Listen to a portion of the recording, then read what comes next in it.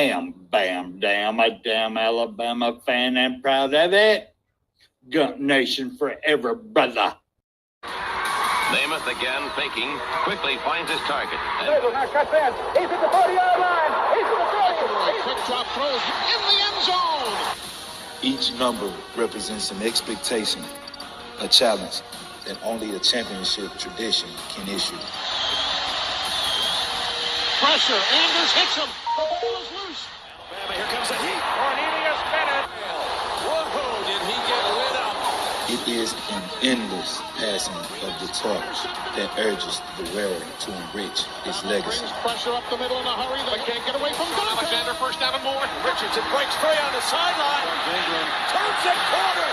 Can you say goodbye? Because at Alabama, tradition is not retired. It is built.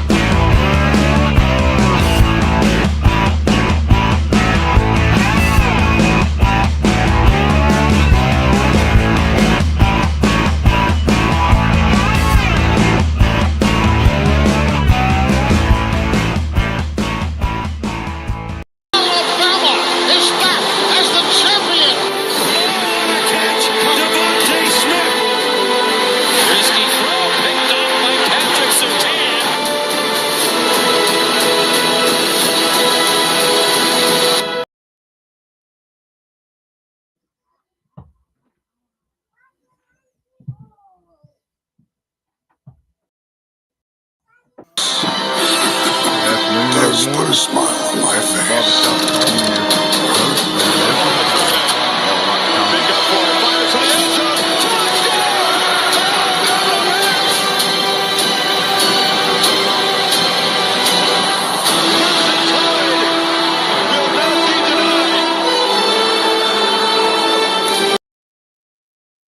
Did you freeze up on me, baby?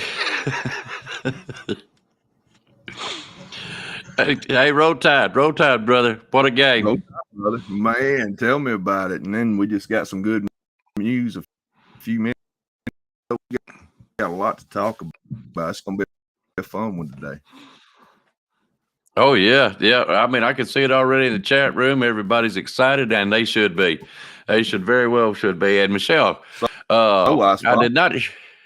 Huh? Do what, brother? Okay, I've lost you for a second on your hearing.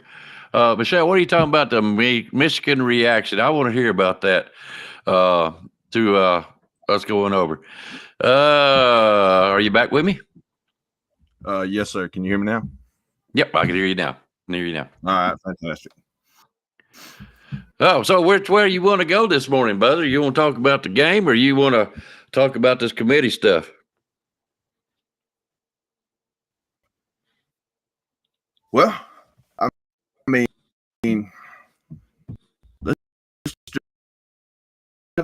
you want to. We got. Hey, it's up to you, bud. We'll talk about it. Game.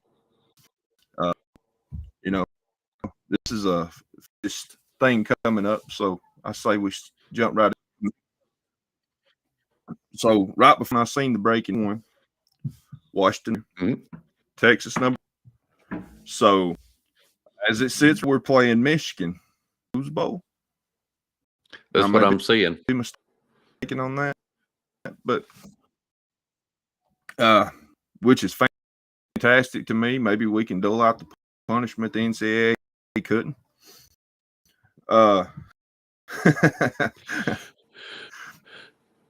good luck sign stealing for Alabama. Can kind of, yeah, I can't wait for this. So I think we match up better against Michigan than anybody else in the playoffs. It'll be a good team. Yeah, I think so too. I really don't believe in Michigan. Don't like them. But me not liking them has got nothing to do with what I feel about the game itself. They can't sign still. I don't like cheating. I mean, I know everybody gets information here and there, but they went above and beyond the rules. He's already been suspended once, and he got suspended twice now, and that's why I think the whole team is cheating, because there's some cheating just to get their players. You know what I'm saying? Because that's one thing he was suspended about. So no, I do not like Michigan at all. Yeah, I bet they wasn't happy about Alabama getting in there. Yes, sir. The first team they got to play. Daggum chickens. Hang on a minute, because this could get rough there. No. Yep, there we go. Anyways, the way the predictions is looking, according to you and everybody else, we are going to play Michigan. We beat Michigan. Everybody thinks Texas is going to beat Washington. Hey, revenge tour is on again, babe.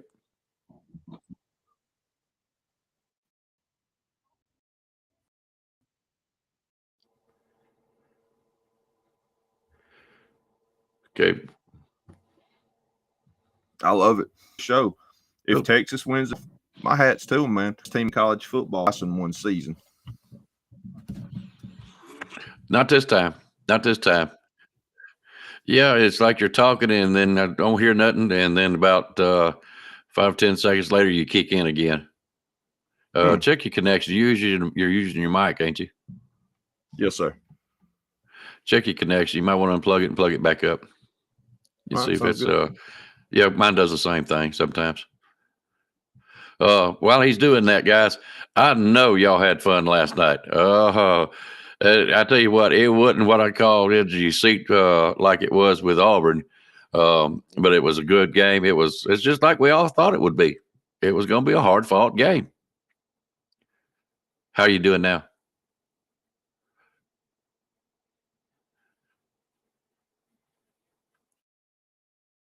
Oh, yeah, you still? Can you hear me? Check your head up and down if you can hear me. Okay, we can't hear you. Right, we can't hear you. It's not any better. Yeah, tell you what, Van, step out and get back on and see if that does anything better, okay? And while you're gone, instead of talking about the committees, I'll talk a little bit about the game while you're doing that. Yeah, guys. Yeah, because I want to hear what he's got to say about the committee. Okay, I'm hearing something. Yeah, a little bit.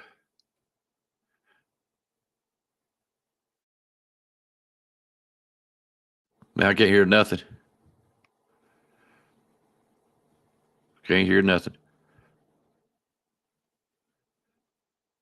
Your connection is what it is. It's you got 4 bars now, but it's a slow 4 bars. Because when you first come on, it was only 3. Is anybody on your internet right now?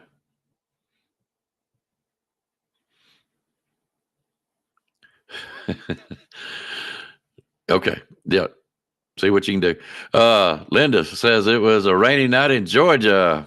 I remember that song. Tears are everywhere. Yes, ma'am. I bet it was. Yep. 6-0. We made it. I can't believe it, guys. I'm gonna be honest with you. I've been downhearted all morning long because I knew this damn stupid ass committee was going to keep us out for one reason or another. I mean, hell, they kept us down at 8 for forever, and we just kept on winning our games. And next thing you know, the Ohio State loses, and they only drop them down to 6. Jeez, what the hell are these people trying to do? I knew they was trying to keep us out, and I think last night's game proved to them that we are one of the 4 best teams. And I'm going to tell you what, guys, and it's my humble opinion, I still think Georgia's a great team. I do. They showed it last night. I don't think we done a head-to-head. I still don't think they would beat us again. I don't think so. Not in the Natty. I just don't believe it. I mean, I know it happens, but I don't think it would happen. Hang on, Van. I'll do just that. Okay. Until he gets back, guys, y'all just go ahead and tolerate me for a little while. And I'm going to be honest with you. Where is my man, Justin? Where is my man, Justin? I would like to hear his opinion because I tell you what, he was pretty much very simple as a injured player, and that's one of the provisions in the rules. Well, I know what you're saying. I know they end up going to their third quarterback. No, that's not what you told me, Justin. I'm not trying to argue with you, brother. But I thought Justin was on the right track. We needed Florida State to lose. But the thing about it is they played bad enough, Justin, so you were pretty much spot on, babe. Pretty much spot on. They just happened to win a very weak game. And I was really looking for Louisville to play a better game myself, but they've been downtrodden the last 2 games or last 2 or 3 games. They played out. Oh, let's see here. Did it get in? It was ranked 55. Oh, strength of schedule. So they finally went to doing that shit again. I'm about damn time. I've been saying it all year. It should be strength of schedule. So, that's something I've been harping on all year long. Oh yeah, I got 100% faith in this team right now. 100%. How you doing, Van? It's me again, Margaret. Hey, you sound good now. That's about time. You may be the first outstanding. person told me that. I ain't gonna say it all. I ain't gonna say you look good. I just gonna say you sound better. Ain't nobody ever said that either. Guys that's coming into the chat room, be patient. It's going to be a little while before we get to you guys. I really got a lot of stuff I'm going to get out of Van, but we will get to you guys later on during the show. So y'all just be patient. If you want to hang in there, fine. But when we open it up again, y'all come on back if you decide to walk out for a little bit. So, Van, I tried to get a little bit going on the game itself, but you're back. Let's go back to committee. Yes, sir. All right. So with our matchup being Michigan, what I was saying, I love that matchup, first of all. I think it's a good tune-up game for Alabama. I'm not trying to take any away from Michigan's players, but their style of football plays right into what we want to do. And I think we do it better than anybody in the nation. I think there'll be a clear-cut difference between the two teams by the end of the game. I think it'll put the nation on notice for the rest of the playoff as well. If I was just picking today, it'd be hard for me to not say that Texas will meet us in the championship. That's just my opinion. I think they're a good football team. They got good players. I mean, we know this. They beat us. We're not the same team that they beat before, but they are a good football team. And, yeah, I'm excited. I really didn't know if we were going to get in or not. I know if we was picking the 4 best teams, they picked who my 4 would have been. I personally would have put Georgia in there myself. I don't think Washington would have made it into my lineup, and that's nothing against Washington.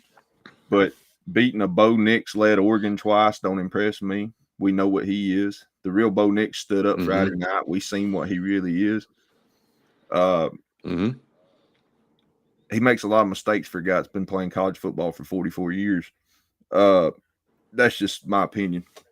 But there again, I would have had to put Georgia in there. I think they're one of the 4 best teams, but I am happy our squad made it in, and we proved we belong last night.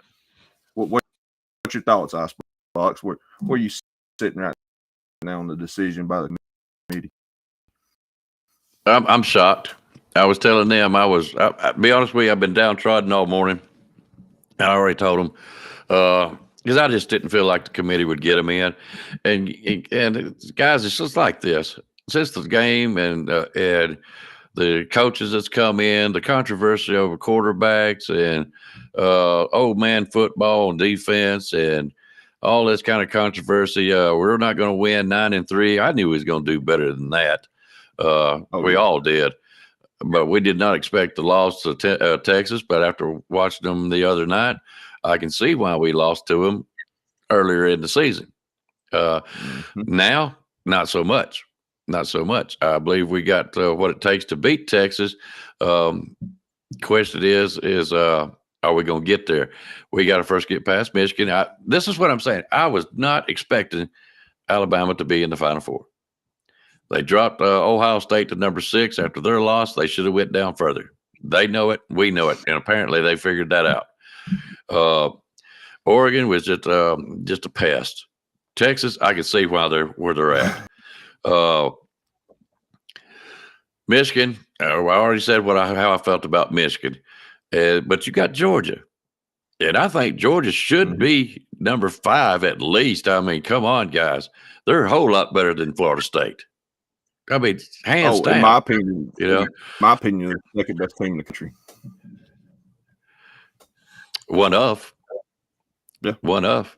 I'll say that. I mean, it showed last night, and we'll talk about the game later if you want to. But I'm just totally shocked that they actually put us number 4. I mean, we must have put a lot of money into it. I saw, like I say, bought our way in or something. I don't know, because I don't have no confidence in the committee. TV ratings in Vegas, I believe 6 of those on something there. Yes, big time. I think they made a mistake last year, and they knew they made a mistake last year, and they don't want to do it again, because at the end of the day, we forget this is a business. They're going to want to do what's best for business, and what's best for business is Texas, Bama, Michigan. They have huge fan bases. Washington has a big following, but not like the other 3. And, with the inclusion of TCU last year, even though they did knock Michigan off in the first round, which is kind of what Michigan does in the playoffs, but, whatever, new year, new football team. But with the inclusion of them and then Georgia beating them like a drum, I knew they were going to try to pick more powerhouses that could stand up and play a football game this year. That's just how I felt. We had that conversation a couple of weeks ago on the show, if you'll remember. We had about 4 people on at one time. We were all kind of sitting in a different spot as far as how we felt. And I just did not think they would make that mistake again. Yeah, I was hoping it would go that way, but I just don't trust them. But now, if this is an absolute fact that they did place us number 4, they are going after. Well, for one, you can't argue Texas being in there. You really can't. No, not at all. I know they lost a game, but they've been just as good, if not. I ain't gonna say they played better teams. I think our strength of schedule is what put us in there, especially playing against Georgia. Yeah, I mean, we had the best win of the year against Georgia. I mean, no other team can claim a better win than we just had last night. Well, look at it this way. The last 2 games Bama has played has been exciting football. Now, should we have just mud stomped Auburn? Yeah, we should have. But, we played in voodoo land and things happened. But it was an exciting finish. It was great money revenue-wise goes. I loved watching Auburn's fans' reactions. That was great stuff. And Georgia, that was a good game also. Everybody was tuning in. I guarantee the committee's going over. Let's see, there's 1 million, 2 million, 3 million. People are sitting there watching that show or that game last night. And Washington and Florida State's getting hardly any views whatsoever. But now let's say this. Somebody asked me, Texas and Alabama, that's going to be the game. I thought, and I still think Georgia and Alabama was your championship game, because I didn't think we was going to get in. Texas, if they make it and we make it, that is going to be another epic game. I will say this college football season will be the greatest football season probably within the last 10 years. Well, let's look back at the last 3 Alabama and Texas games. There's a magic to that game.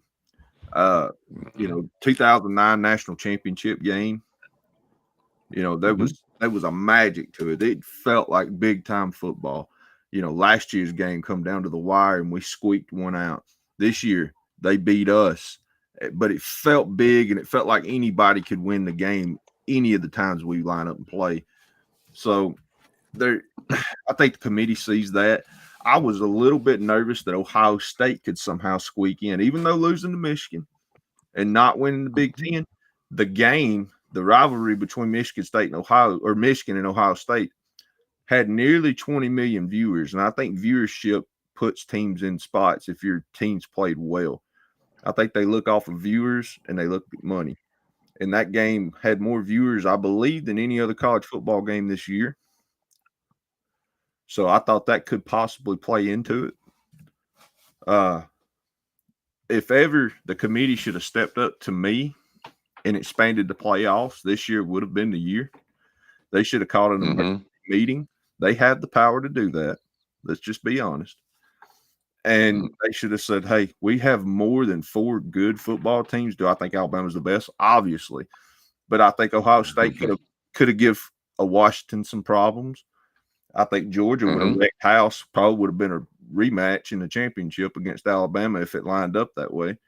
There were several good teams still out there. I hate it for Florida State. I really do. But you look at it this way. You give Florida State, you give Bama Florida State schedule and see if they're undefeated, and I think they are. No, they won't be undefeated. They've been they would have some losses. Right. But if Bama played Florida State schedule, I don't think we'd had a loss. Well, if we played Georgia's schedule, we wouldn't have had a loss. I mean, that's a fair. It would have been no question. Because other than Missouri, we beat the good teams they played. So, that's a fair point. Well, revenge tour goes on, is what I'm going to say.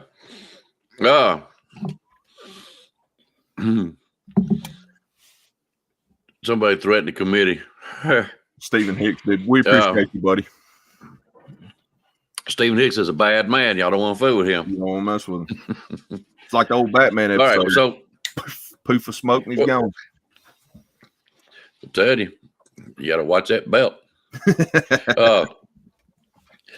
Let me give you some scenarios. I mean, that's what we're doing right now, anyways. Then we'll get into the game. How's that? Does that sound good to you? Sounds great. All right, Michigan against Alabama. What do you see in your mind right now? What do you think could happen and possibly will? In my opinion, Michigan's quarterback, is it J.J. McCarthy? Is that his name? He's a damn good quarterback. He's an okay quarterback, in my opinion. His short yardage game and his medium range, the same thing people have said about our quarterback, Milroe, is not that great, and he's nowhere near the deep ball threat, and they don't really have the athletes, in my opinion. They got a great tight end. They got some good receivers, but it ain't nothing we ain't seen. Georgia had, in my opinion, 4 receivers is better than anything Michigan's got. I think LSU had 3 receivers better than anything Michigan's got. And God knows Georgia's got the best tight ends. Yeah. I mean, obviously. They got a good offensive line. They may very well have the best center in football. I'd actually give them the edge on the center compared to us. But I don't like their quarterback being able to beat our defense. They like to play a little bit old school smash mouth, which I love to watch. But if you think you're going to be physical against Alabama, not in win. I mean, you may get you 100 yards rushing or something like that, but you're not going to pound and ground Alabama and beat them on the scoreboard. I just don't see it. We don't ever see it. They're less flashy than a lot of teams we play. You're not going to get as much eye candy to fool the defense. Now, that's not to say with weeks to come they don't prepare something. I mean, good coaches are going to try to throw wrinkles in to throw a defense off. I mean, they've got as much film as we've got, maybe more if they've got a guy in the stands. But regardless, Michigan's a great program. I think their coach is a joke. I've stated it before. He's got more suspensions than he's got bowl game wins. I think that still holds true after this one. I just think matchup-wise, we're a nightmare for Michigan. That's just how I feel about it. What do you see? I'm going to have to go with the trenches. I'm going to have to go with the trenches. I really don't know a whole lot about Michigan because I don't like them. I don't care nothing about it. They're one state above me up here. And, Michigan is a nice state. It is a nice state. But I can't stand Michigan. I really can't.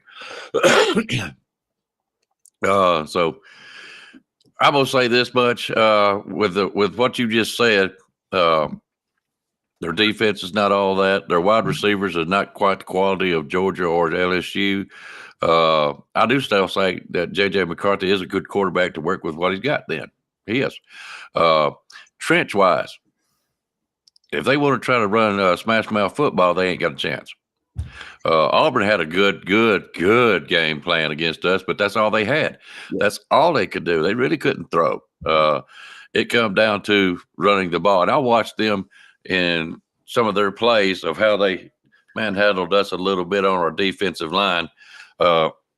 Actually, Auburn had a good game plan for what they got. They did. Okay. We never got that. I don't see Michigan. They took advantage of that. And we started to do that last night, and I don't want to jump too far ahead in the show, but there was some time in the third quarter where we were not setting the edge, and I was feeling flashbacks to the Auburn game a week before, and I was starting to get a little nervous at that point. But we adjusted. But go ahead. No, you're fine. I'm kind of actually surprised that everybody nowadays is using the edge more than they used to use the metal coming off the tackles and the guards and creating holes. We seen some of it last night in the game with Georgia. We seen a couple of holes open up for Roydell Williams and not so much for Jam Miller. I'm thinking B. Jammon's playing football for us. I think B. Jammon had a good game last night too, though. He did. He had a great game. He was fun to talk to last night. He did, man. Y'all missed it. That's too bad. He did a great job. He did. I'm hoping he does it again. He was great. Matter of fact, I'd like to talk to him later on if we can. But anyways, I'm saying the trenches is what's going to win it for us. It was what won us last night too. Our skills and their skills was pretty well evenly matched, I think. I think our skills in secondary destroyed them there at the end. Michigan, early thought prediction, you might say. I'm going to say we beat them 35-17. That's what I think. To go play. A solid win. Playoff team. That is a solid win. I think that's my honest opinion. 35-17. That's just early prediction. But I don't see Michigan stopping us. I really don't. I think they'll have a good game. You know how Saban is in the finals of the year. He really comes on strong. Really does. So that's my opinion. What do you think? You don't give the greatest of all time nearly a month to prepare for somebody. That's right. That's it. I mean, there's been one time that I can remember, and that was 2014 with Ohio State, where they caught us off guard in the first round. It was the first year of the playoffs, if I'm not mistaken. And that was uncharacteristic. I think we had a team full of me's and not a team necessarily. This is a team. This is a good Bama. This is one of my favorite Bama teams I've ever watched. From the quarterback all the way to the punter, there's a mentality of what it takes to win. They win by any means necessary. It may not be pretty. It may not fill out a stat sheet the way you want it to, but they get their job done. And they come up big when the moment arises. You know, and that's why I respect Milrose so much, is because he's humble enough to know he needs to work on things. The moment's never too big for him, though, and that's something you can't teach. A guy's either got that or he don't. No. All right. Well, we'll get off of Michigan for a little while because I still want to get into the game later on. What do you think about, let's see, it's going to be Washington against Texas. Well, I'm going to be square with you. I really thought Oregon could beat them in the rematch. You know, basing it off the game they had played previously. Oregon shot themselves in the foot and made some bad coaching decisions down the stretch and cost themselves some points and some good field position. So I thought in the rematch, Oregon would be more physical. No.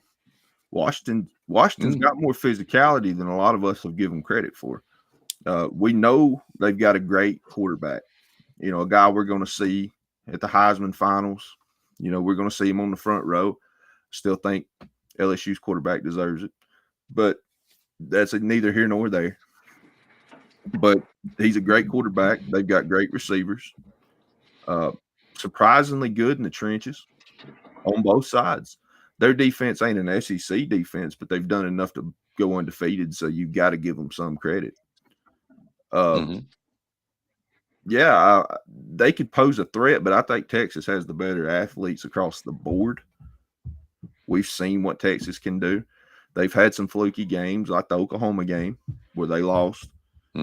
Rivalry games, as we know, as we seen last week. Yes. They're a little different, and I'm not going to punish them for losing a rivalry game, a big rivalry game. And they were having some injuries at that time, too, that people don't talk about. Some key guys. They've got a good quarterback. I don't think he's got the greatest arm, but he's a good decision maker. They've got some backups behind him that are super talented. They've got some great wide receivers. They've got running backs that people weren't talking about before the season, but they're 3 or 4 deep at running back. Texas defense, to me, is their weakness. They're good on the line of scrimmage, but not great. Their secondary is a little leaky on the deep ball, and their linebackers called out of position a lot. It's over Washington just because of the better athletes. But any given Saturday, boys. Any given Saturday. That's the way it is. From now on, that's what it is. That's any given Saturday. I know, Todd, you had to bring that up.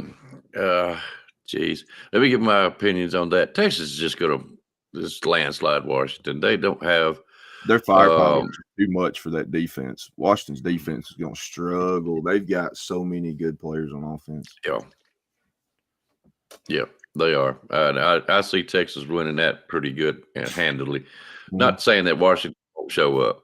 Not going to say that. And I will be surprised if they've got a choice, either lose bad or make a game out of it and try to take a chance. Texas, I think, has just got too much for them. Even the defense might be a little weak, and that may be their opportunity to, if they're going to try to pull out a win. It'll be Washington against the Texas defense. And that's the only chance they've got. Outside of that, I think the offense for Texas is going to be too much for their defense. I hear they got smaller players. I think B. Jamin was telling me that last night. And I just don't see Washington have a chance. And that's not to say they wasn't a good team or a great team for where they're at. I just don't think they got it to beat Texas. I think in your finals, barring some kind of tragedy, it'll be Alabama versus Texas, and we'll save that for that game. That's what I think. And everybody else we're does. on the same page. Okay. All right. Well, let's talk about the game. Or do you got some more you want to talk about the committee? I just seen something where somebody said we have some FSU trolls in here now. I actually feel bad for FSU. I feel like had their quarterback not go down, they made a better case than Washington to get in. I hate to see a team get punished because of an injury, but it comes to this with the playoff to me, and I would have had to pick the same way. It's deserved versus the better team. And the better team's Alabama, and I'm sorry to say that, but it's the truth, and I'm not going to sit here and lie about it. Alabama is a more complete team than Florida State is, and Florida State was carried by that quarterback, and he's not there anymore. So I wouldn't. And he's not coming back.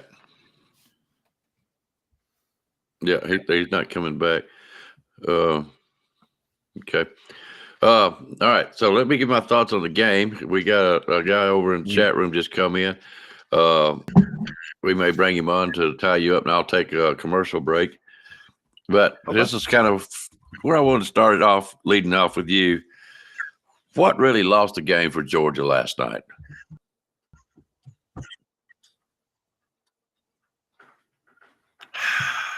Let me give you some things to think about. The muffed handoff. That was a big one. No, that was a key moment in that game, because we had all been saying for weeks in that matchup that Georgia plays pretty much mistake-free football. And if Alabama was ever to be able to take advantage of one of those mistakes, it could be the difference in that ball game because they're so evenly matched. And that was a big moment in that ball game. And we only got 3 points out of it, but we also only won by 3. So, yeah, I mean, you could say that may be the biggest key of the game. Box. Well, just a little bit, but not too bad. You're okay. I think that was a very big mistake. Very big. Mm-hmm. And I'm talking about mistakes right now. I'm not talking about who won in the trenches and with skill versus skill. Just mistake-wise, mental lapses. Let's put it that way.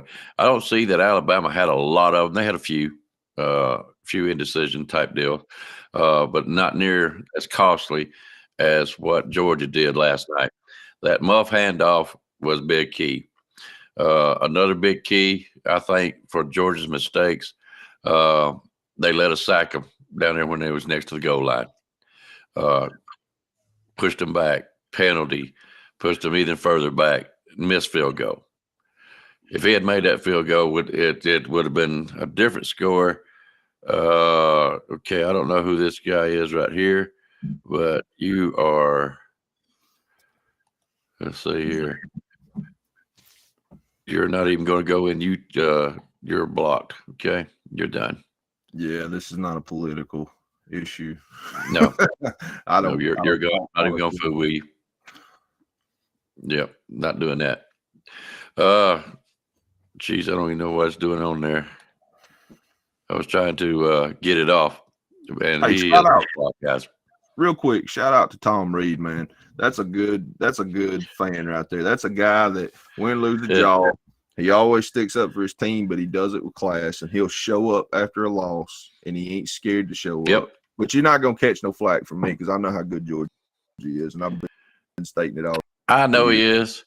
He come on the other night, and he was. I don't know what his deal was, but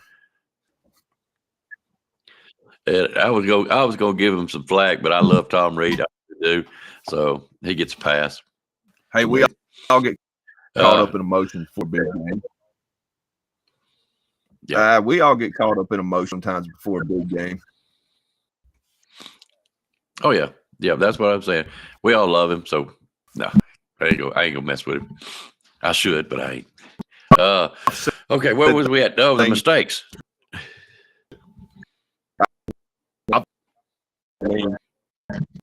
For that, okay, you're losing it again. Again.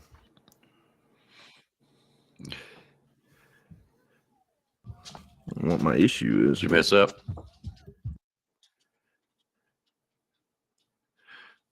Well, I know you can still hear me, so I'm gonna keep it rolling with it. I think when they got sacked and got the penalty, and they had the doink on the field goal try, that was huge. We just didn't know how huge it really was at the time. Is that true? Still not there? Can you hear me now? What's that? What Stephen Hicks said. And I'm sorry to interrupt your point. He said Michigan opens as a 2-point favorite. Oh, that's good. Fantastic. That's fantastic. Yeah. I love that. Yeah, I love that. Bulletin board yes, material. Sir. I'll take that. I'll take that bet. Yes, sir. I said something about the doink on the field goal. That was big. There was one other play that I thought was pretty big that Georgia made a mistake on, and I can't remember exactly what it was. We talked about the muff, the field goal, and there was one other play.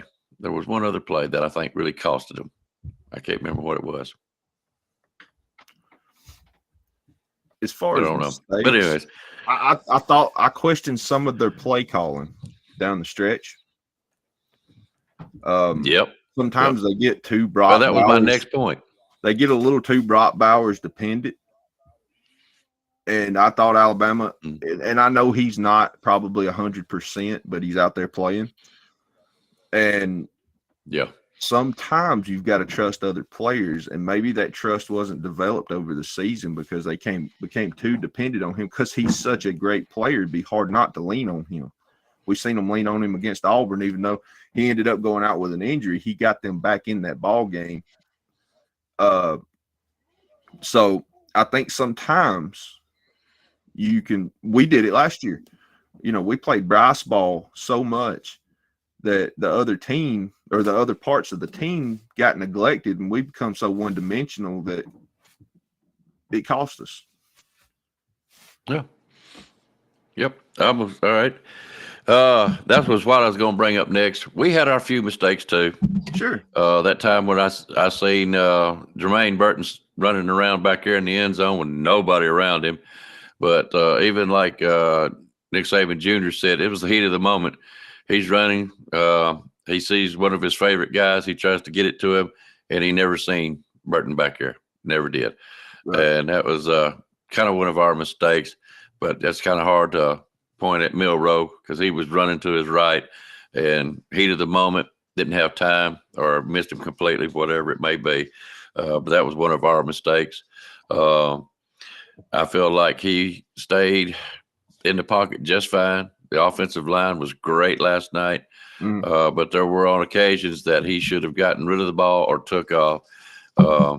But we seen there in the end what his legs really could have done. It could have been a different game if they'd let him just rock on. You know what I'm saying?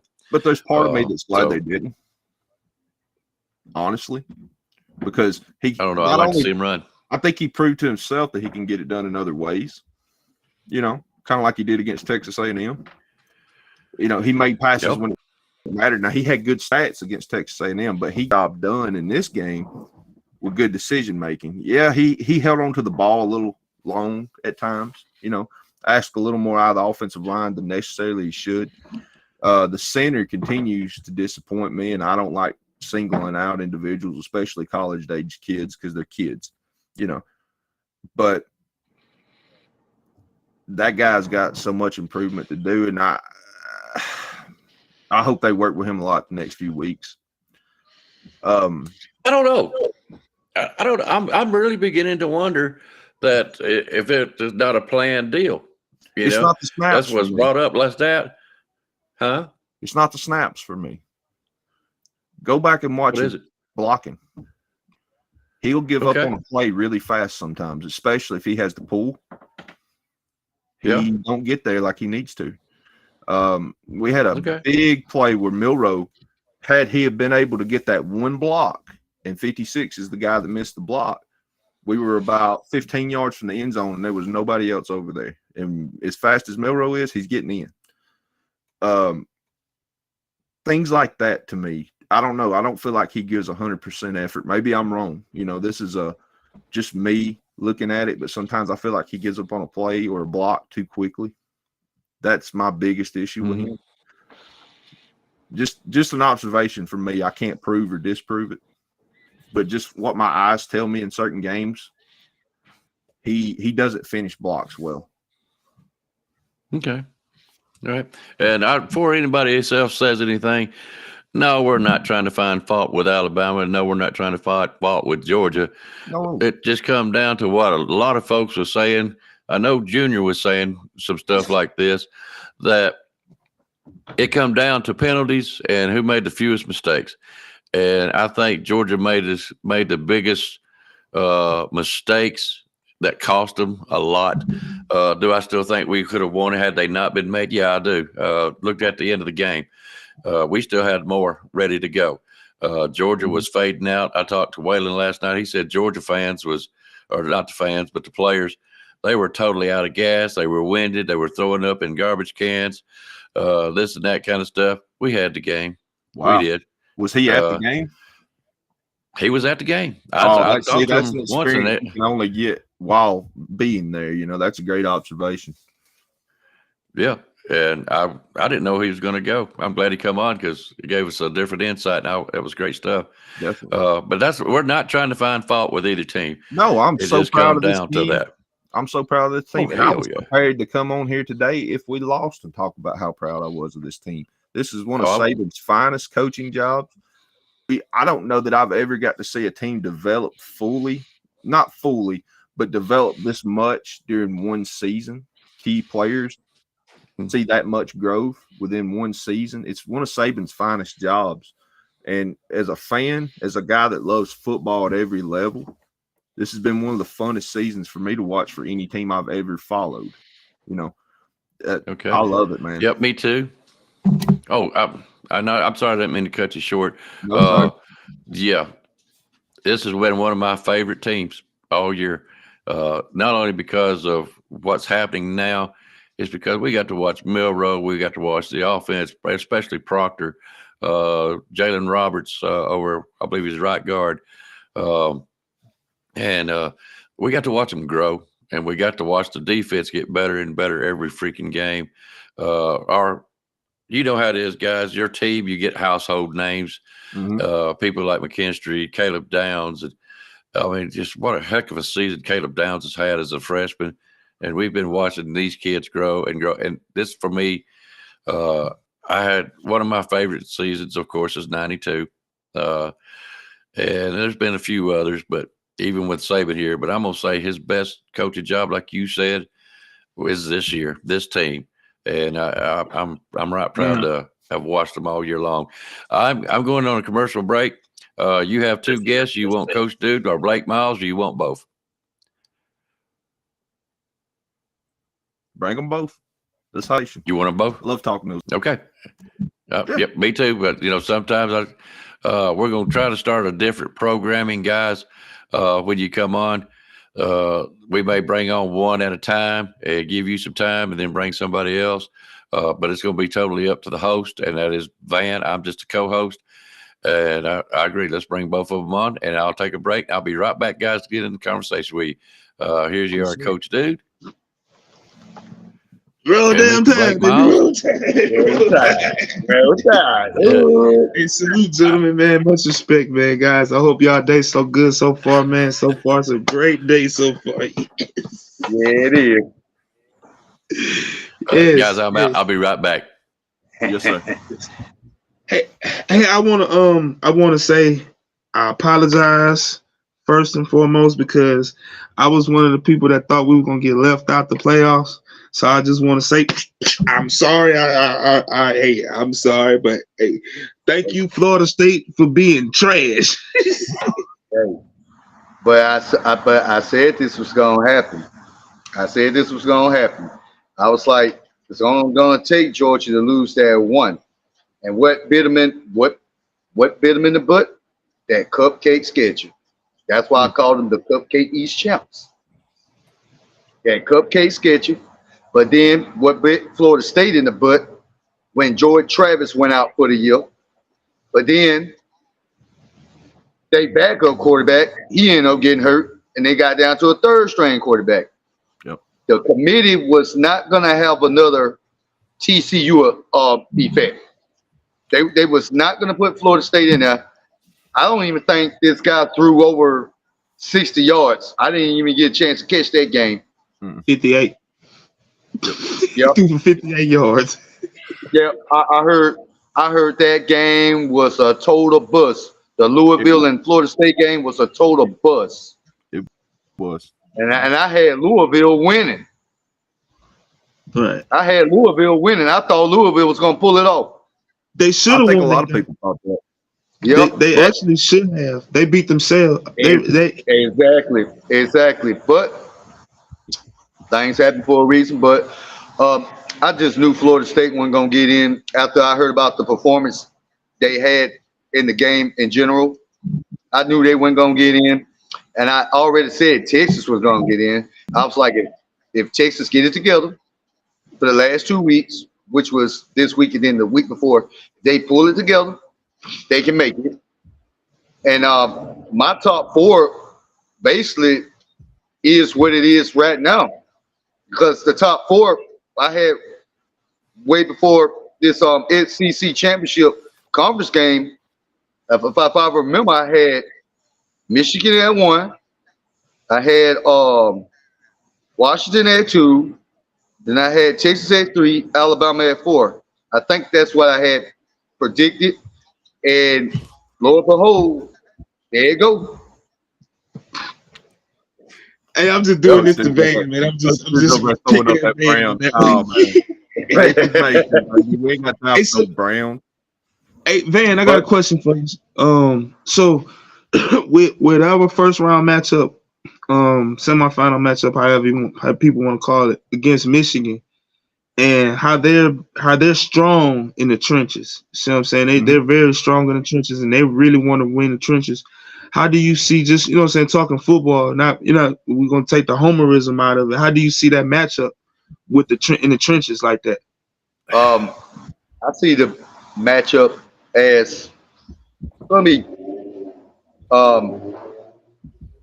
I see this matchup as gonna be kind of like of a challenge, like coming off like at the get go. I'm gonna say like first quarter, they're gonna try to figure each other out. But if you look at it, how they dominate trenches and how we try to dominate whatever. Okay, their speed don't match up with our speed that's in the SEC, and then all our receivers and their DBs and their cornerbacks, their safeties or whatever. Okay, all our receivers with our tight ends or whatever.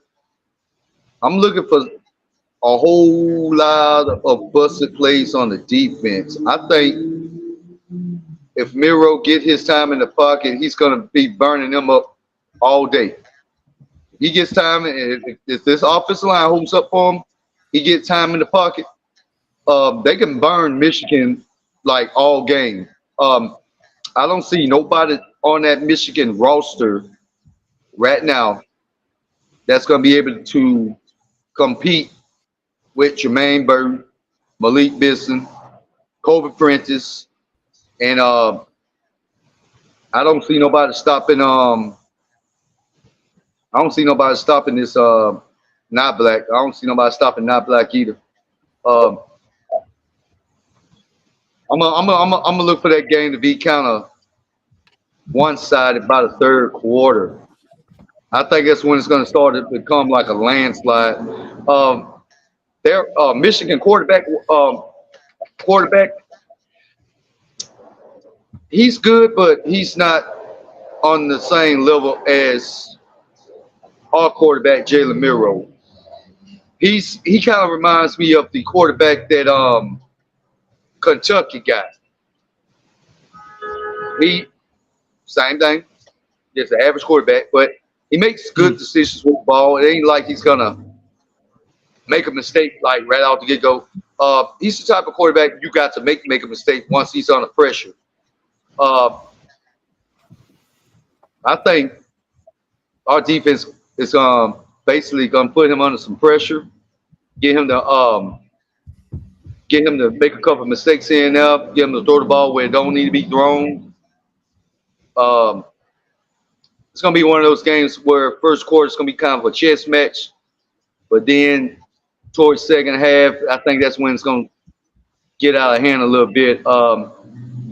And I hope Jim Harbaugh ain't sign stealing. I hope he ain't sign stealing. I'm not worried about it. I hope he learned his lesson. I hope he ain't sign stealing. I'm not worried about it. But I don't see Michigan. I don't see Michigan winning. So now, what about you, man? What about I see it being a good game first half, but second half, they're gonna put up a good fight, but it ain't gonna be good enough. The only threat Michigan got that running back is Blake Corman. If we can stop them from running and make these guys try to beat us by throwing, we got them.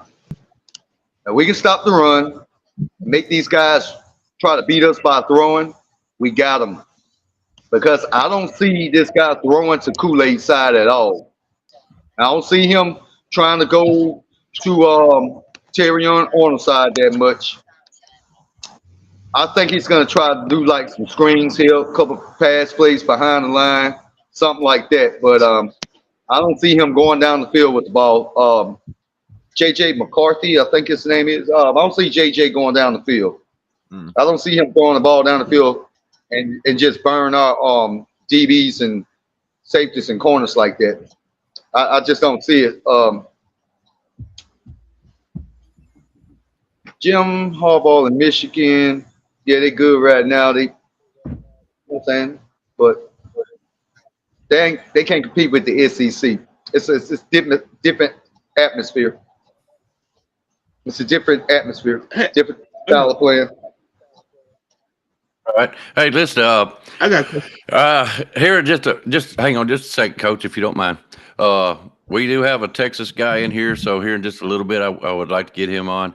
So for right now, the question was asked, Van, what do you think about the trenches? Well, it's like this for me. Michigan definitely has a great offensive line. You know, I'm not going to sit here and take nothing away from the offensive line. They are really good. I think they got the best center in the country. I think they've got some great guards and they've got some beast at tackle. I don't think Alabama will necessarily sell out to try to stop the run because I don't see it to be necessary. McCarthy's not going to beat us in the passing game. I just don't see that ability from him. He's not been a great threat with the deep ball, and mistakes have been made. His mistakes have actually been a lot of his mistakes been made in the short yardage game. So I think that plays well for us. I like our edge rushers, of course. It's similar to playing Georgia in the fact that their quarterback is not used to getting his jersey dirty, if you know what I'm saying. So if we can apply pressure, to McCarthy. I'm not as necessarily worried about the running game. Corum's a good running back, and he makes his money in the red zone, but you got to get to the red zone first. And Alabama's nasty in the red zone right now. I think we've proved that time and time. Yeah. So that's just how I feel about it. I like our matchup. I think our offensive line has improved a lot. Roberts is a daggone monster. He's like a D7 caterpillar out there. He's just pushing everything out of his way. I do question our center. There again, it's just my observation, but I think he's lazy a little bit, and I think he gives us on blocks a little too quick. And that's just not talking about his snapping. I'm talking about his actual blocking. There was times he did not. He didn't make full blocks when he was called upon, to go to the right and take a guy out at the edge. He didn't make it. So I just question sometimes his effort. I know he's a good player. He wouldn't have made it to Alabama. You don't make it to that level and not be a pretty good player. I actually question his effort. Or maybe he's just not developed in ways to know how to get there. Something's off with him. But yeah, I like this matchup. Defensively, I like our chances with our defensive line against anybody. So let me ask you this, man. What about JJ's what about his running ability? Because if you remember the year that they played in the playoffs against Georgia, when Jim finally got unstubborn and put JJ in to be the second half, they moved the ball effectively down the field against Georgia that second half. And during this season, it's been occasions where JJ has saved them with his legs. I understand. I totally agree with that. His intermediate to deep ball threat is kind of suspect. But with them, if they kind of, sometimes, if you just let a quarterback be, like in our case, sometimes if we just let Jalen be and just let him do him, it makes his flowing better. Mm-hmm. With JJ, I think JJ is kind of the same as with Jalen. As in, how some quarterbacks, like with Steve Sarkisian and Quinn Ewers, if Quinn Ewers is having a off game, he's starting off having an off game, what they'll do for him is they'll do tunnel and bubble screens, the little short stuff to kind of get his rhythm in. Yes. With Jalen and JJ, what they do is instead of using, tight end screens and stuff like that, what they do, they use those guys' legs so they can get their minds back together.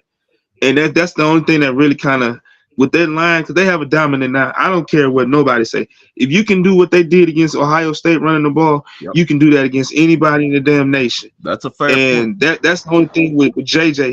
His feet is gonna give us problems. I'm not saying they're gonna just tear us up, but I think his feet would give us a little problem. Well, we know from watching Bama for years, if you want to have a chance to beat Alabama's defense, you better have a mobile quarterback.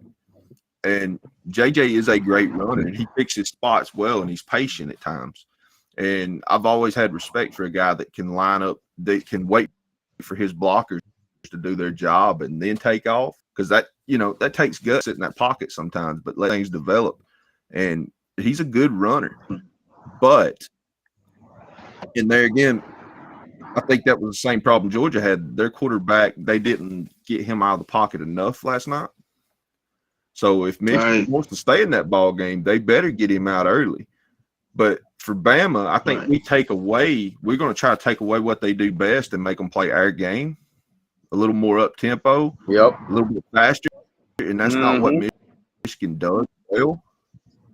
And if they get behind on the scoreboard early and they can't do what they want to do, I think it'd be not for them. Then that's hypotheticals, That's something you said. Same thing I thought. It's gonna be a long night. That's something. I agree with you with Georgia. I think Georgia, they messed up when them first couple drives where they was moving back and he kind of was rolling out a little bit. They had a lot of success against us with that. They went away from that, especially the second half. Second half, they did not roll him at all, and I think that kind of helped us out a little bit more. So I agree with you, but that it's just we still got to set the edges. You know what I'm saying? Every game, regardless. You know what I'm saying? We can talk X's and O's on that. Oh yeah. But with JJ, if we let him do this and then try to throw, we're gonna be great. You know what I'm saying? Oh yeah. But that's the only thing. Like you said last night with Beck.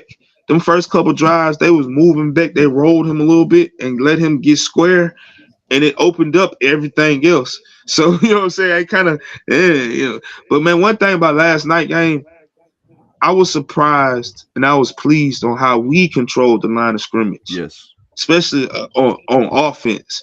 On offense, man, the running backs and Jalen, when he did take off and run, they had open holes to where I was like, dang, we really abusing them on that line like that. And that's the thing about when you play Georgia, you think of two things right now. You think of Brock Bowers and you think of the defense.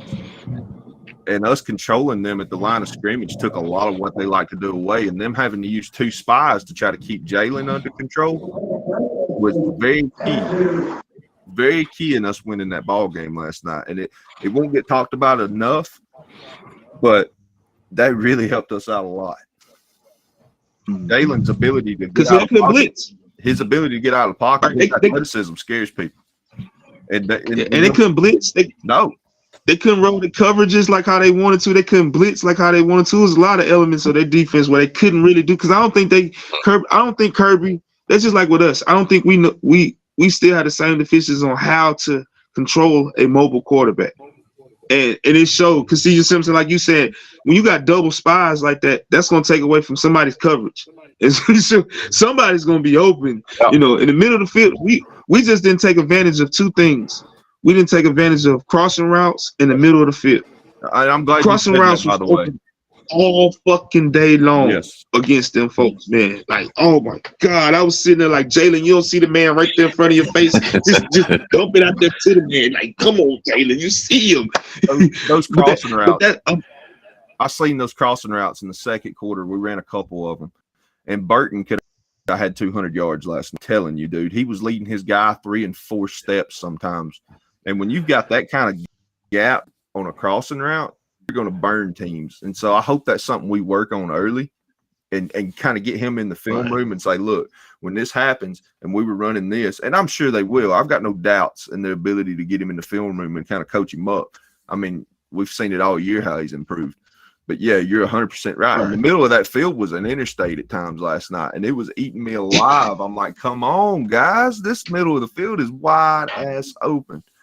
But I think Alabama's offense will take Michigan out of their game because they got a game plan for our quarterback's athleticism because they've not played a quarterback like Jalen, not to his athletic abilities. And so if we can take them out of their game on defense, similarly on the other side of the ball, they got to play catch up. We can take them out of their game on offense. I think our having more athletes and speed will take Michigan out of their game early. That's just how I feel about it. Let me jump in real quick. I got 2 things for you. We got some other people on here that might want to talk to you, so I'm gonna give them an invite, Lucian and Marcelo. If I'm saying his name right, we'd love to hear from you what your thoughts are on this committee type stuff. If you'd like to comment on it. My second thing, Coach Dude, how much cussing did you do last night? Hey, now I'm gonna say this. All honesty, I cursed more and went off more for the Auburn game than I did for the Georgia game. You did. The Georgia game, I was. Wow. and Coach Dude, I have to apologize to you, man. I was wanting to come in here and watch you last night, but I just couldn't do it, man. I just couldn't do it. I was so glued walking in back and forth. I wouldn't been able to watch you much anyways because I was a nervous wreck. I'm gonna tell you that right now. I left my phone open, but there was guys, gaps of me not being there for a while too, because I get really set in on that. I'd be sitting on the edge of my recliner, man, and I couldn't comment for a while. And then I come back, I'd say a few things. I left my phone open. I was there, I was listening, but there was times where I'm gonna say that it was a few times I wanted to end the live just to hey. So it was hard to just kind of and be engaged. You know what I'm saying? But one good thing about when I do go live during the games, I don't have the game on. I don't. A lot of times I don't watch the game with the commentators, especially on CBS. I'm glad we're off them because like Gary Donaldson and some of them folks, man, they just be like, they get on my nerves to where so some of my lives I enjoy the game because I don't have to hear the naysayers so much and they should have done this and now I'm like, shut up, because you wasn't having that energy all damn year long. All right, I'm gonna say this much, and I'm gonna step out. We brought Lucian in here. Me and Blake might both go out here in just a minute, but I'm gonna step out for sure. Dang, what was I gonna say? Yeah, don't call me during a game. Don't text me during a game. Not like this. Oh Lord, have mercy. I'm not answering that. No, my mama could call, and bless her heart, she's passed away. But if she calls me during a game, she's just gonna have to sit and wait. I am not answering no damn phone calls or texts. All right, guys, I'm going to step out for a little bit. Go ahead. There's two people I talked to during the game. I talked to Coach Dude during his lives, and I text Lucian. That's the two people I talked to during the game. That's it. I don't talk to nobody else. Damn them. Damn both of them. I love them to death. Don't get me wrong, but I ain't talking to them. No, it's a game is on. I'll talk to you after the game. I'll see you guys. I'll be right back here in just a little bit. Y'all have. They keep me calm, man. Smile, man. What's up? Smile, man. What's going on, Lucian? How you been, man? I'm taking a trip down a rabbit hole right now, and I'm doing some work on Michigan already. Getting a little bit of a head start for these next coming weeks, and don't get my facial expressions wrong. I'm one of the happiest people on the planet because I'm one of the only people that said from the beginning of the season, we were going to be right here as long as we trusted the process and what Nick Saban had going on. Our defense was going to bring us home, and Jalen Milroe let all naysayers know who he is, and he could still get better. Yes, he did. He could still get better. Yep. That's a scary part. I want him to get better. He's got a month of film sessions, and they're going to have so much time to get healthy, which is the number one priority right now. We need get some players healthy. We need to create more depth in certain positions, specifically our defensive line, because Michigan likes to run the ball. They're also pretty predominant in what they like to do with their tight ends. I'm not saying it's anything different than what we've seen before, but that they do like to use them. So I am ecstatic. I think the committee finally made its first good decision all year, but I think that might be why they kind of entertained everybody for the entire season, because they know they was about to break a heart. As long as Alabama did what they needed to do, beat Georgia in that stadium, as we call Tuscaloosa East. Yes, that's like I said, they only took Georgia to lose that one game because they had a cupcake schedule all year. That's it. It only take that one game and they out. Well, to be honest, a lot of people had a cupcake schedule up in the top 4. I got a question for y'all. All right. So the committee's job was to make the 4 best teams, correct? Mm-hmm. do y'all think? And I understand Washington's undefeated. I understand all that. I'm not saying that. But do y'all think Washington is better than Georgia right now? Hell no. No. I think that was the mistake made by the panel. I think Texas deserved to be there. I think Alabama deserved to be there. I think Michigan deserved to be there somewhat. But I think Georgia would be there too. That would have been my fourth. See, what should have happened, what the committee should have done with what's going on with Michigan, they should have went ahead and eliminated them from the conversation at all, because anything they do is tainted, in my opinion. You already recognize their coach not once but twice for disciplinary reasons for 6 games total. That's half the season. If you suspend a head coach for half a season, that season, especially for what he got suspended for, that in itself means the season's tainted. Hey, that's a good point, dude. Opinion, that's a really good point. And to be honest with you, had it been any other university, I think that would have. Oh, definitely. Let's just be honest. And had that been Alabama, that would have been. They would have been like, yes. If it would have been any SEC school, we'd have got waxed. But I think the top 4 teams, in the nation, to me, would probably be how I would rank them. Strength of schedule wise. I mean, it's too tough to say, because I mean we win on so many levels of strength of schedule. We are the only team that has 4 top 25 wins, and we beat the number 1 team in the nation who hasn't lost in 29 games. So if we're going to take it by that stat, technically we would be the top team in the nation if you go by who we've played, battle tested, where we've played. Texas, yeah, but I mean the Big 12, wherever conference they're playing, I mean they're playing soft schools, man. I mean, they beat us. They beat us at home. Yeah, but they beat us when we had Dalcourt in. They beat us on the second game of the season. Hey, how many times have we seen that? We seen it in 2015 when we put it in. We still made it and won a natty. We had an early loss. Right. Okay, but let me ask you this, because they say the hottest teams or whatever like that, whatever. Now, I can't say that we are the hottest teams, but if you look at the last two games for the Texas, their rival, the last week of the season, plus the conference championship game, man, they destroyed.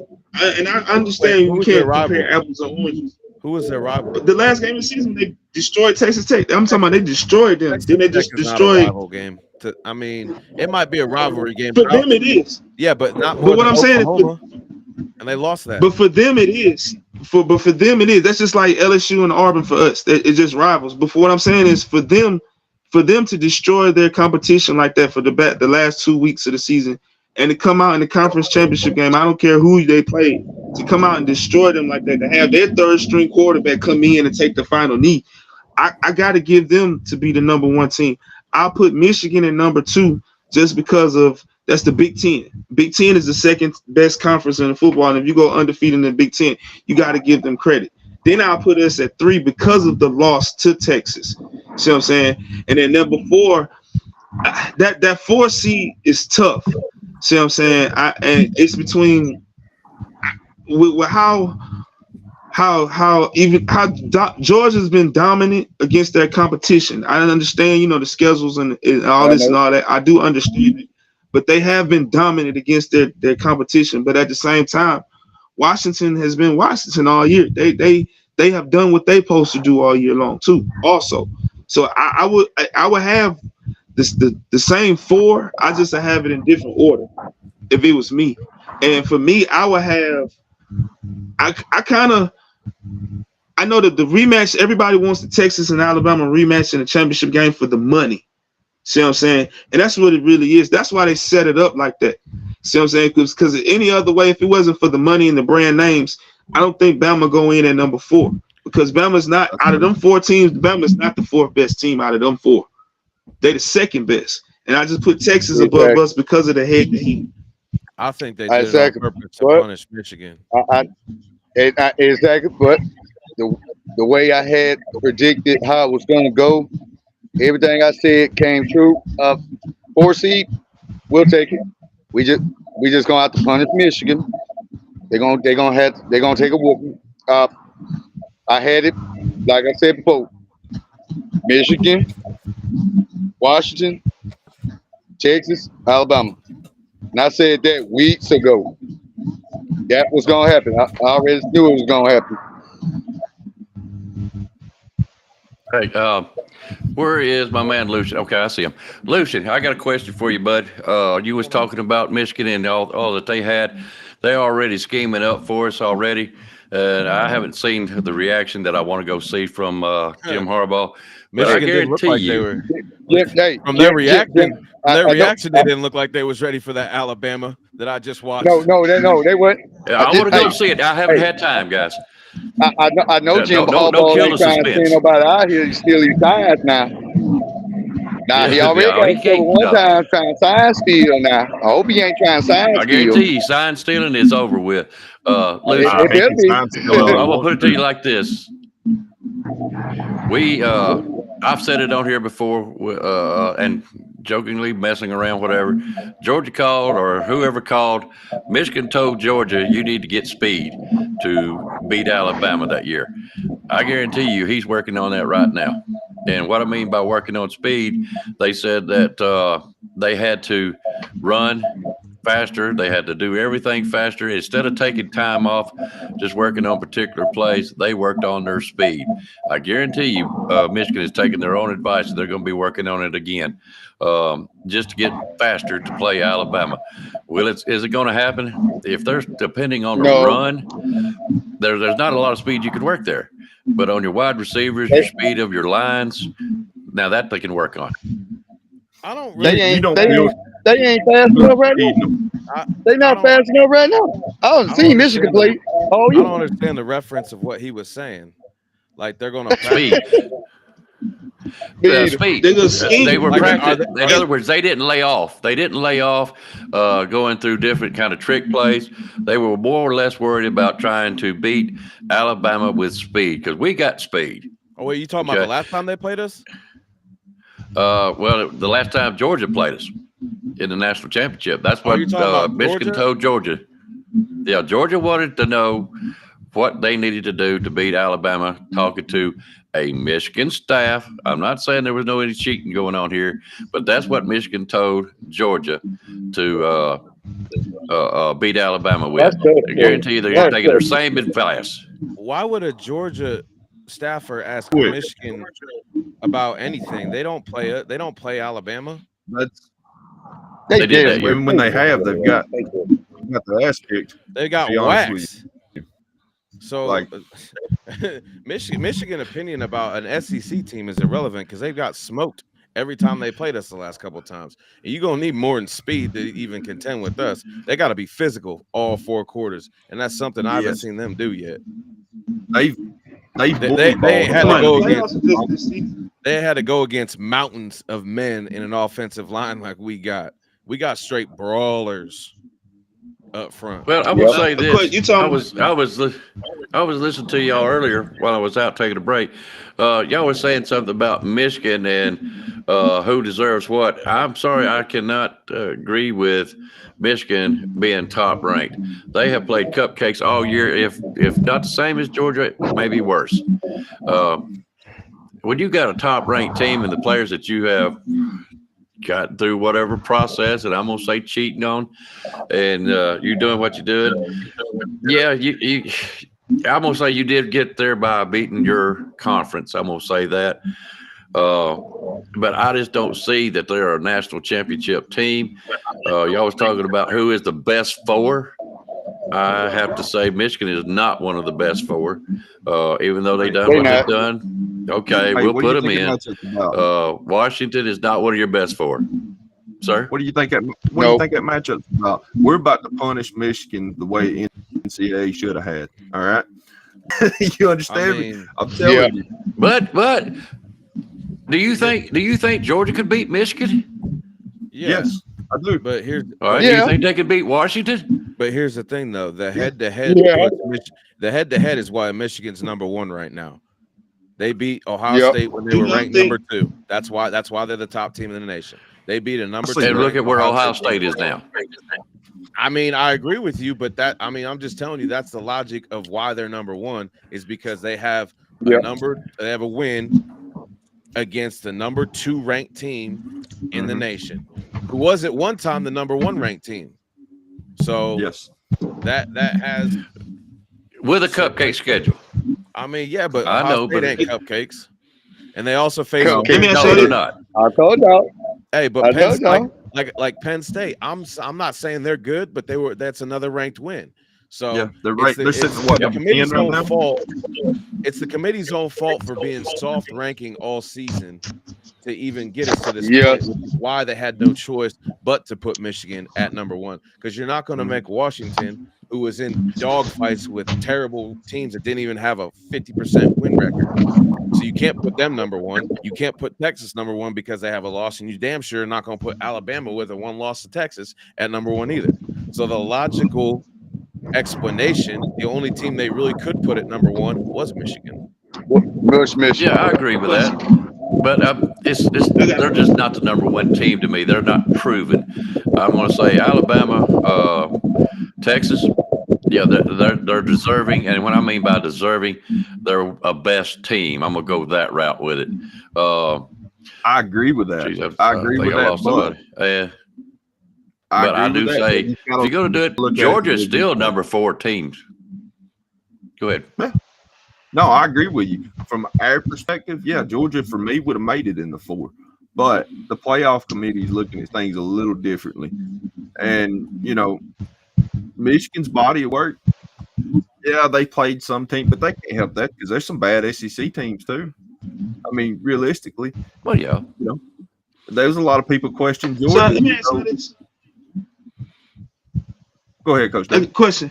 So we're using the cupcake schedule, to the determinant of Michigan, saying they don't play nobody this and that, and this and that, and this and that, and this and that, and this and that. Well, why we can't say the same thing about Georgia? If Georgia is one of the top best teams in the nation like that, but they haven't played nobody, when they finally played some teams that they equal, some either the first 11 talent was equal, so they struggled. Now, I know the depth is what won, but if we putting that against Michigan, why we can't say that against Georgia? So what, Georgia shouldn't be a top 4 team? And then another question to y'all: neutral field, who wins between Washington and Ohio State? Neutral field. Ohio State. I do believe.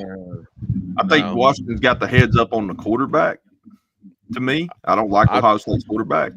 I'd say Washington. Wow. I'd say Washington because, I mean, we've seen it. I'd be a rich man. Ohio. No, you wouldn't. Because I'm going to tell you why. Because Washington has a seasoned defensive coordinator who is used to taking apart star receivers, who's used to eliminating star receivers. And Ohio State has proven if they ain't giving the ball to Maniac Marv or whatever they call him, Maserati Marv, they can't win the game. So as long as they stop him, they're not going to run the ball in Washington, because Washington does have a stout front. They do have pass rushers that can get to there. And Ohio State does have a crappy quarterback as it is. And they have a better pass rush than Michigan. So no, I do not give the Washington beats on a neutral site when Ohio State doesn't have all those crazy buck nuts in the building and all around and that spelling Ohio out. No, Washington takes that. They have more athletes, and most importantly, they have size. Washington is big. More athletes. Yeah, you said that right. More athletes? Right. No, their athletes are bigger. Mm-hmm. I feel like Ohio State can still win it. That's my viewpoint. I give Washington. I'm gonna say this, but you said something about what I meant. I'll further explain about what I mean. Washington has had to go against more talented competition in their skill positions than Ohio State has. Ohio State does not. The Big Ten does not historically stock good defensive skill position talent. You might get 1 or 2 at various schools, but the Pac-12, you see them putting out corners, you see them putting out linebackers, you see the actual 5-star defensive talent being played up against these players. In the Big Ten, against Indiana, like, come on, man, like it's not the same competition who the Ohio State's played. So the Pac-12 has not been overrated like for the last decade. They have, but so is the Big Ten. Mm-hmm. Okay, yeah. But okay, now to that right there. Illinois just put 2 back-to-back first-round draft picks from Illinois, from their DBs. When the last time Oregon has put back-to-back first-round cornerbacks in the NFL? I gave them props. I said 1 to 2. I said 1 to 2. That's what I'm saying. So I kind of that's one school though. USC, but see, I just used a lower. Oregon's put them out, but I just used a lower team that struggles to go to a bowl game constantly, and they put two guys that's in the NFL right now in the first round. Illinois played for the Big Ten championship, like. But then you got to look at it like this. Look at recruiting classes. Look at Michigan and look at in Ohio State. They're constantly top 10, constantly top 5. What program out there in the West Coast is constantly top 5, top 10, constantly every single year? Oregon. And what you see, that's the only program you got. No, and when they play against a real team, what happens to them? Michigan ain't been a top. Michigan ain't been a top recruiting class. They ain't had a top. Since when? What do you mean? They're buying their players. They don't ever had a top 10 class for the last like 5 years. That's not true. Maybe I'll give you the last 3, not 5. Okay. Fan, welcome back to your show. What's up? No, man, this was a good debate. That's good conversation. Good conversation. I turned into a fan real quick. I was like, oh, here we go. I did too. And see, I'm just, like I said, I understand. I know I don't know if I was on this panel or if I was on Nick panel. When I was like, I understand the regional bias because what I'm saying, I understand that, and I'm not naive to the South has better talent. See what I'm saying? I'm not naive in that because I grew up north. I grew up in Ohio. You see what I'm saying? And I grew up down south too. So I basically grew up in both regions. But the perception from the nation that the Big Ten don't have athletes and the Big Ten don't have this and the Big Ten don't have that, I got to disagree with that. And the reason why I disagree with that, because of the Ohio States of the world, they recruit nationally. The Michigans of the world, they recruit nationally. See what I'm saying? Every conference have their top loaded. Every Power 5 conference, all of them. You can go to the ACC, you're only going to say Clemson, Florida State. You can go to the SEC, you're going to say Alabama, Georgia, LSU. You're not going to say anybody else like that. You go to the Big Ten, you're going to say constantly 3 teams. You go out west, you're going to say the constantly 3-4 teams. But if you look at those recruiting ranks, it's only been like 5 or 6 teams that's been constantly for the last 5 years, top 5. I know who you're going to say is one of those top 4 teams in the Pac-12. I know you got Colorado in there, right, Coach Deuce? Yes. Bottom 4. Can I respond to Coach Dude? I'm living up here in Indiana now, Coach Dude. Born and raised Alabama all my life. Okay. But from what I see as recruiting goes up here, Michigan, Ohio State, your Penn States, your Notre Dames, they pretty much can get pick of the litters of about 6 or 7, maybe 8 states up here if they want to. Whereas you got the Southern League, you got your Alabama, your LSU, your Georgia, your Tennessee, on and on and on. Even your secondary classes of schools down there like Mississippi State, well, even Vanderbilt. I mean, my goodness, they're doctors, but they still get some good athletes. We get more separation of or distributing of quality athletes down in the South than they do up here at North. And then you top that with, just like you said, you got 3 schools that mainly are in the top of the ranks, or 3 or 4. We're down there in the Southeastern Conference. They are scattered out everywhere. I mean, you can't say Ole Miss is just a cupcake. Okay, you can't say that Mississippi State, you can't sleep on them, or you're going to get your ass beat. That's what I'm trying to get at. The teams up here, you can cakewalk them, but you're only going to have 3 or 4 teams that can do it year in, year out. No, but what I'm saying is the regional bias. A lot of us that stay down south, we think, oh man, them schools up north, they don't play high school. And I'm talking about high school. They think, oh man, they don't play no football up there. They don't play no high school football up there. And for me, I have to call cap because it's like it's a couple programs in Cleveland, Ohio that I know they can play down here, down south, and can compete. I'm not saying they can win. I'm not saying they're gonna win championships, but they can compete. See what I'm saying? And Ohio State raids those two programs every year. If they don't go to Ohio State, they go to Michigan. See what I'm saying? And those are the skill position players. See what I'm saying? They're not the linemen. These guys are the skill position players. See what I'm saying? Just think about it. Hell, UCLA, their quarterback that's transferring, he's from Detroit, Michigan. He was a top 5-star from last year recruiting cycle. See what I'm saying? So what I'm saying is they have talent. I'm not like the size. Yes, I understand. I'm not disagreeing with no one what no one is saying. I'm just trying to bring the relevance of, hey man, they got some talent. See what I'm saying? They have it to where a lot of people that's down south, they don't realize that. See what I'm saying? I'm not disagreeing with nothing what no one is saying. All right. I do realize that. That's what I'm saying. The Michigans and the Ohio States have their picks of the most talent up here in the north out of 6 or 7 states. Where Alabama's, LSU's, Tennessee's, they can't get all the picks, but we're fortunate that we have a lot of quality players, athletes down in the South. That's what I'm saying. We have more athletes, but it gets scattered, and therefore you have to mix and match. We're up there. They can just take Michigan, go, I want this guy. Okay, Michigan State was recruiting. He's gone. He's going to go to Michigan. You know he is. You see what I'm getting at? Michigan and Ohio State can make the picks where we have to fight with everybody else down here in the South. Quality That's athlete. like Texas, but I debate and I battle with the guys on YouTube about Texas. Hey, and I'd be like, hey, this just in. Penn State's gonna have Ole Miss December 30th at noon. Ooh, that's a good one. Ole Miss versus Penn State. Wow. Ooh. Chick-fil-A Piss Bowl. The Peach Bowl. The Piss Bowl. I like that. Who you got? Hey, who you got, Luce? I want to know who you got. I'm Lane's half brother, Lou Kiffin, so I'm definitely going with my half brother. He ain't in this situation all damn day. All day. Come on now.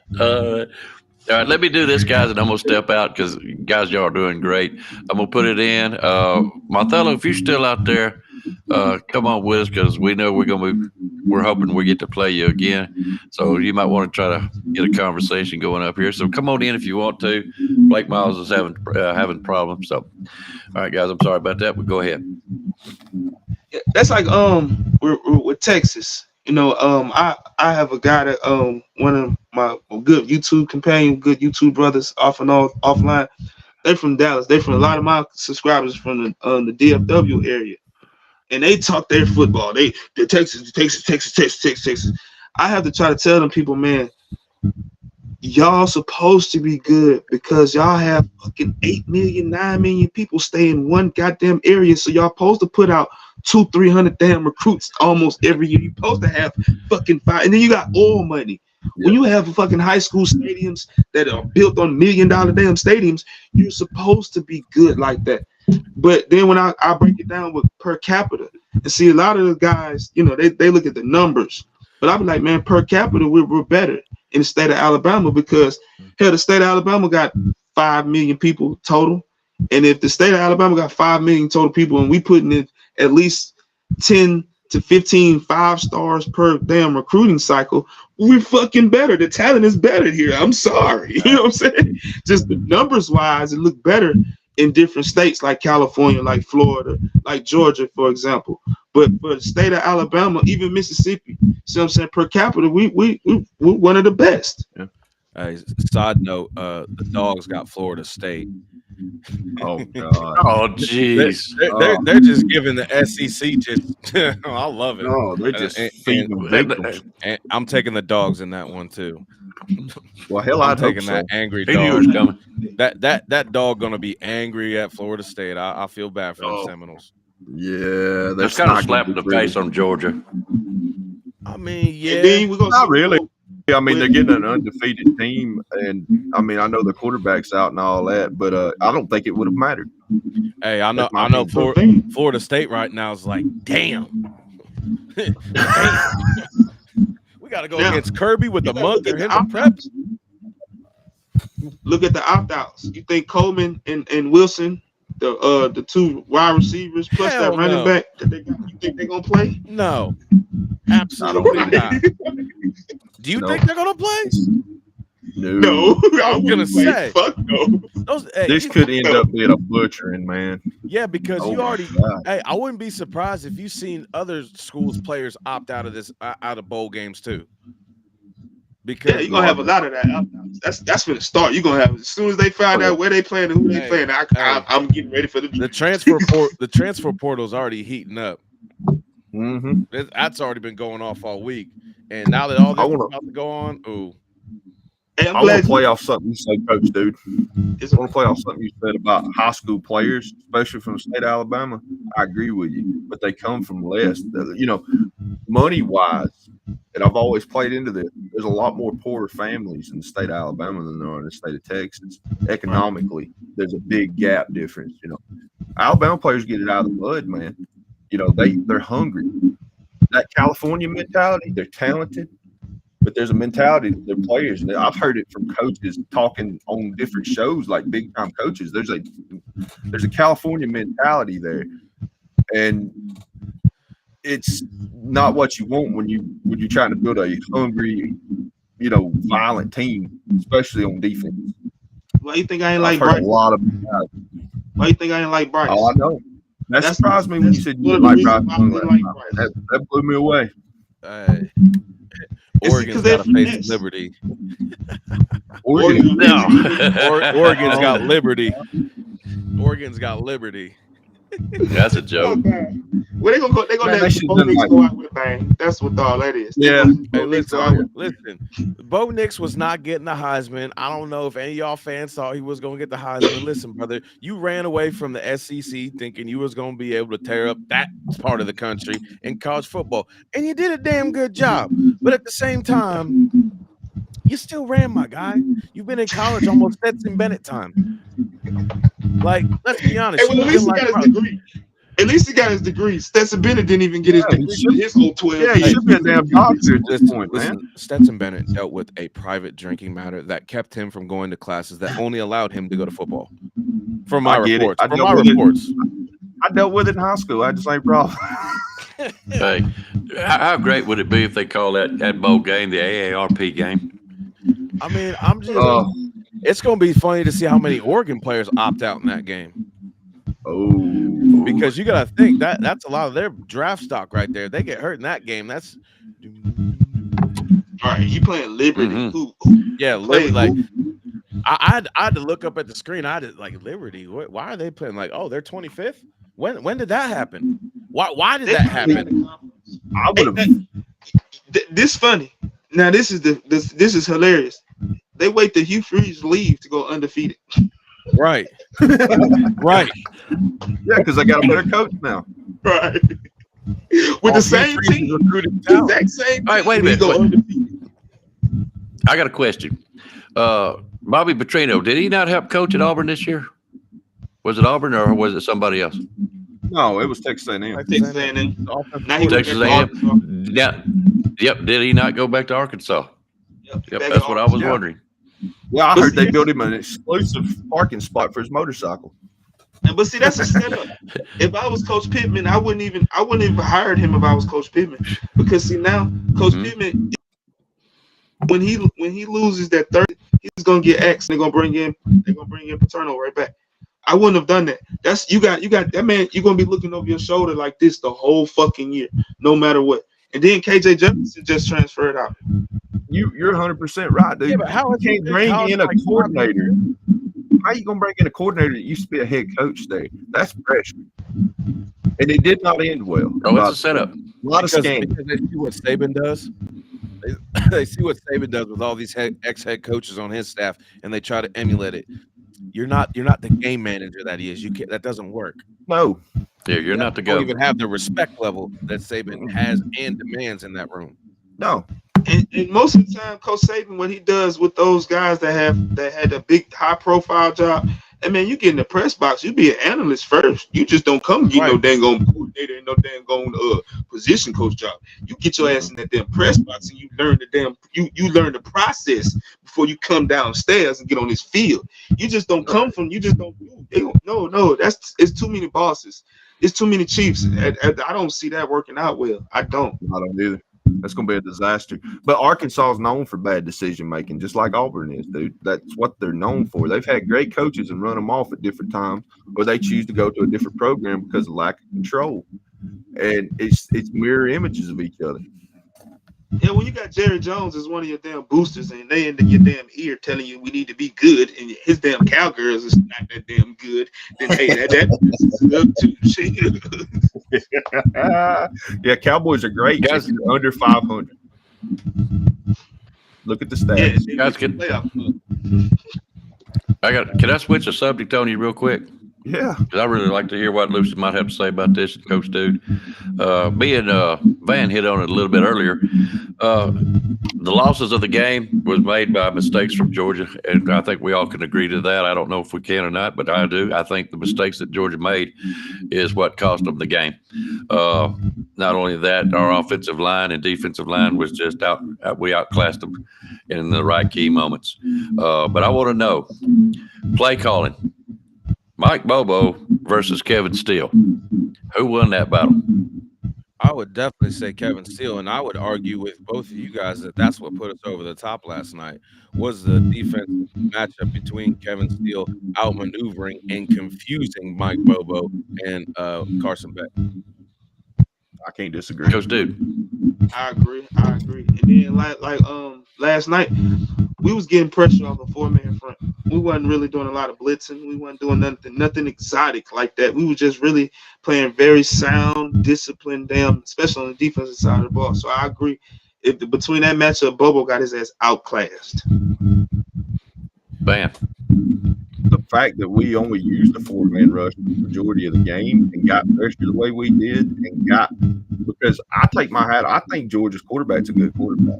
I don't think he's great yet, but I think he's growing. I think he's a good quarterback. I was highly impressed with the game Kevin Steele called last night. And when Kool-Aid went out and we brought in another guy, and he played more physical than Kool-Aid did, in my opinion.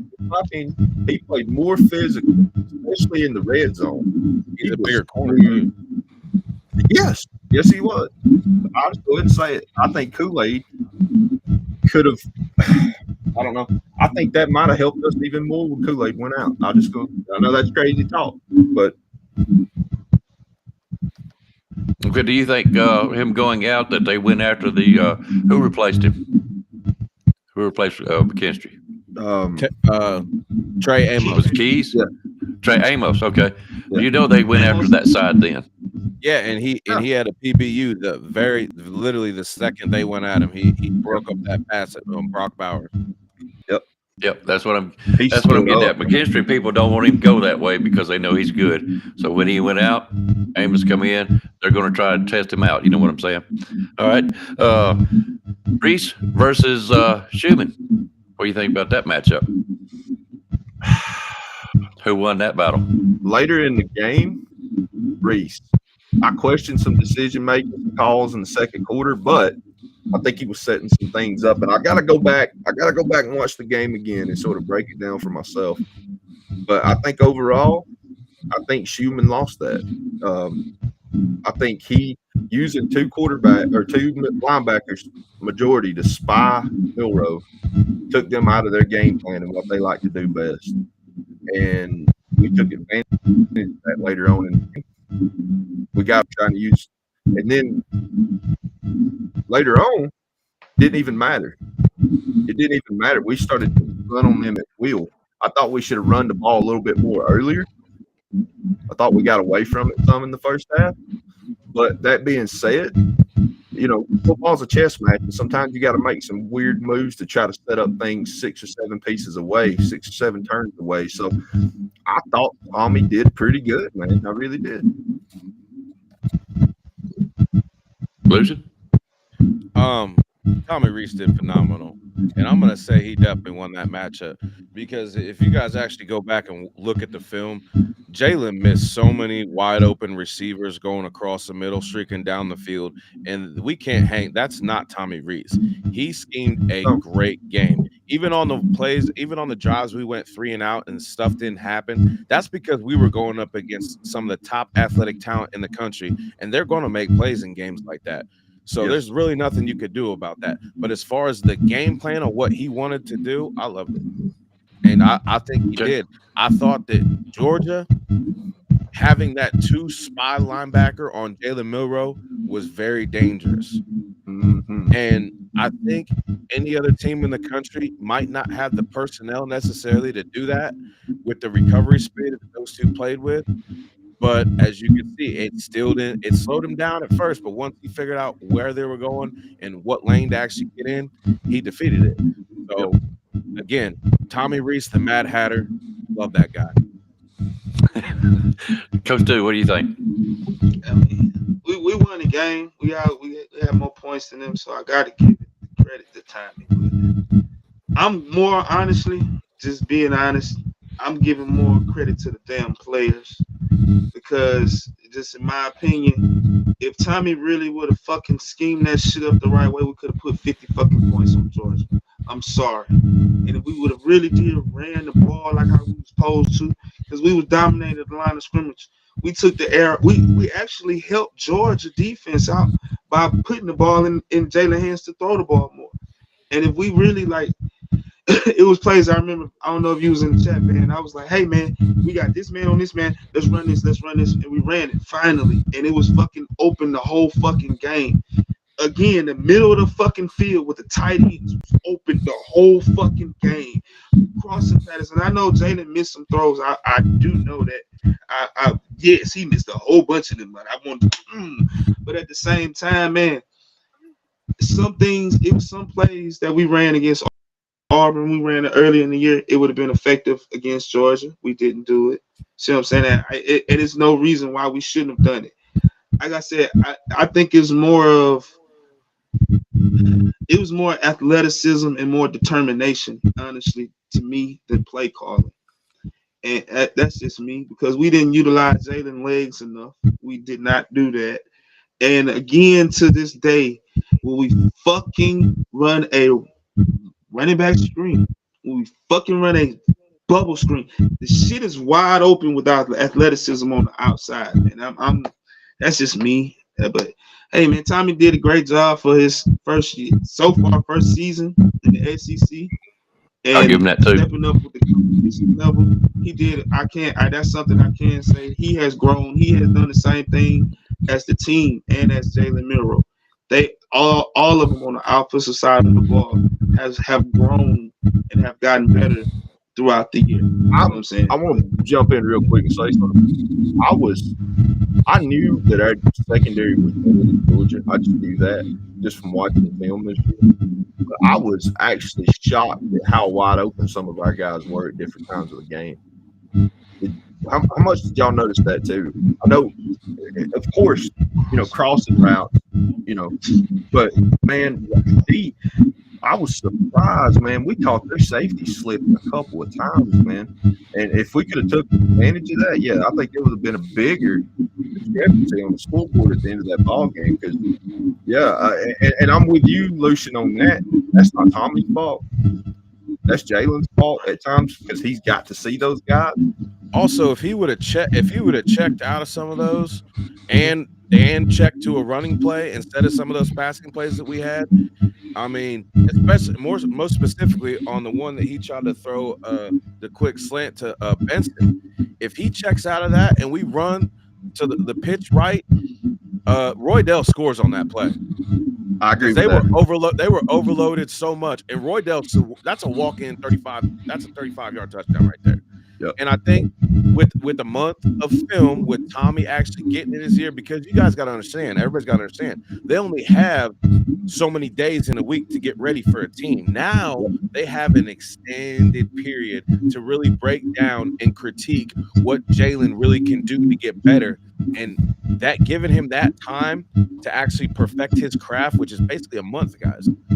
we're going to see a Jalen Milroe on January 1st that us, and most importantly, the Michigan Wolverines haven't seen yet. And that, to me, I mean, yeah, we beat the number one team in the country, and we left 35, 40 points on the board. If that don't scare the nation, guess what? Yeah, I'm sitting here thinking, I was listening to you guys. You know, we did it even harder. I'm really trying to bang my head. Did we even have a play for Kendrick Law last night? No, but I think that's by design. Yep. He was a decoy. I think that's a little bit by design, because if teams aren't ready for him, which you could tell as soon as he motions in to that little up back position, a linebacker or a lineman moves. And that creates a running lane, that creates room for our tackles and guards to get a little bit more of a push. And so, I mean, a lot of times that's helping our running game. I mean, how many times have we seen him kick out a block for Jace and Jace scoop for 15 to 20? And another thing, I'm hearing Jason's probably going to be healthy for that game too, which that just adds another nightmare for Michigan to get ready for. Hey, how do y'all like Jam? How did y'all feel about Jam that game? Jam played nice. Yeah, we could have fed him more. We could have fed him more, because I think Jam's our most physical and actual. After he gets hit, he keeps going. Yeah. Justice Haynes got that smooth little like roll on him, but as soon as Jam hits you, he ain't stopping. He's hitting you and he's keeping going and keeping going. And he's fast. Like, and I think go ahead, Coach Dave. You know, we don't never want injuries on our team. You know what I'm saying? We don't never want that. But I honestly think that with Jason getting injured, kind of getting banged up, especially for this game, that helped us out for next year.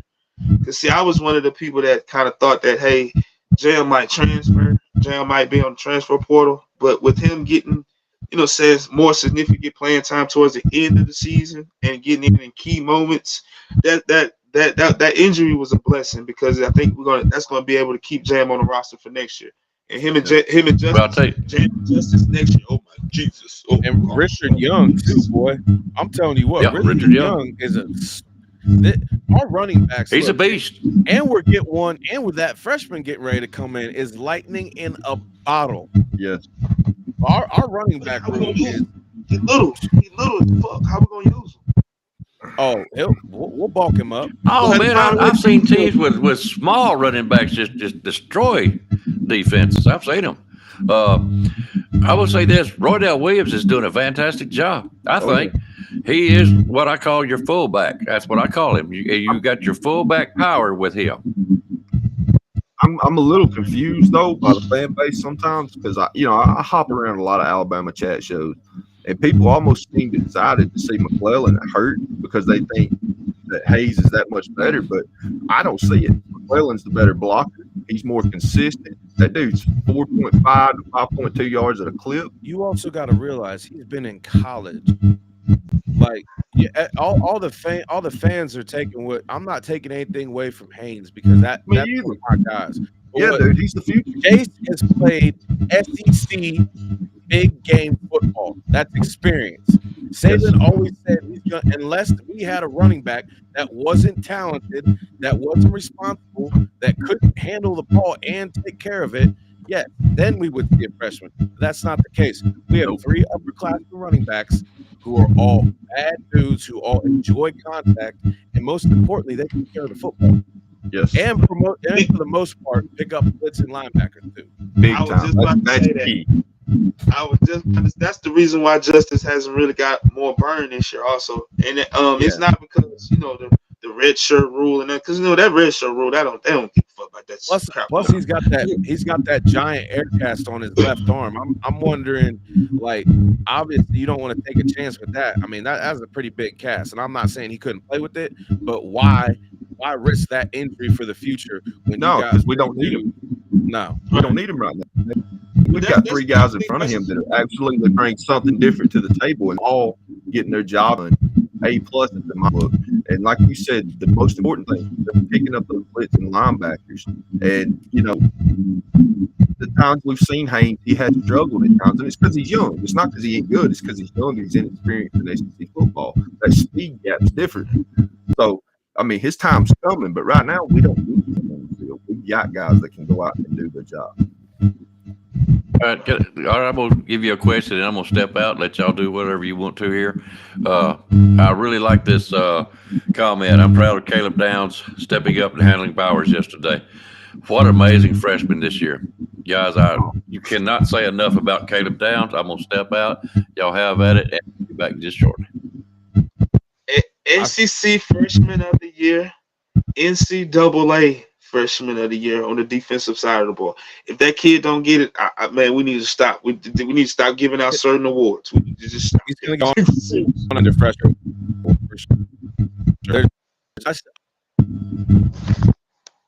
I saw him their first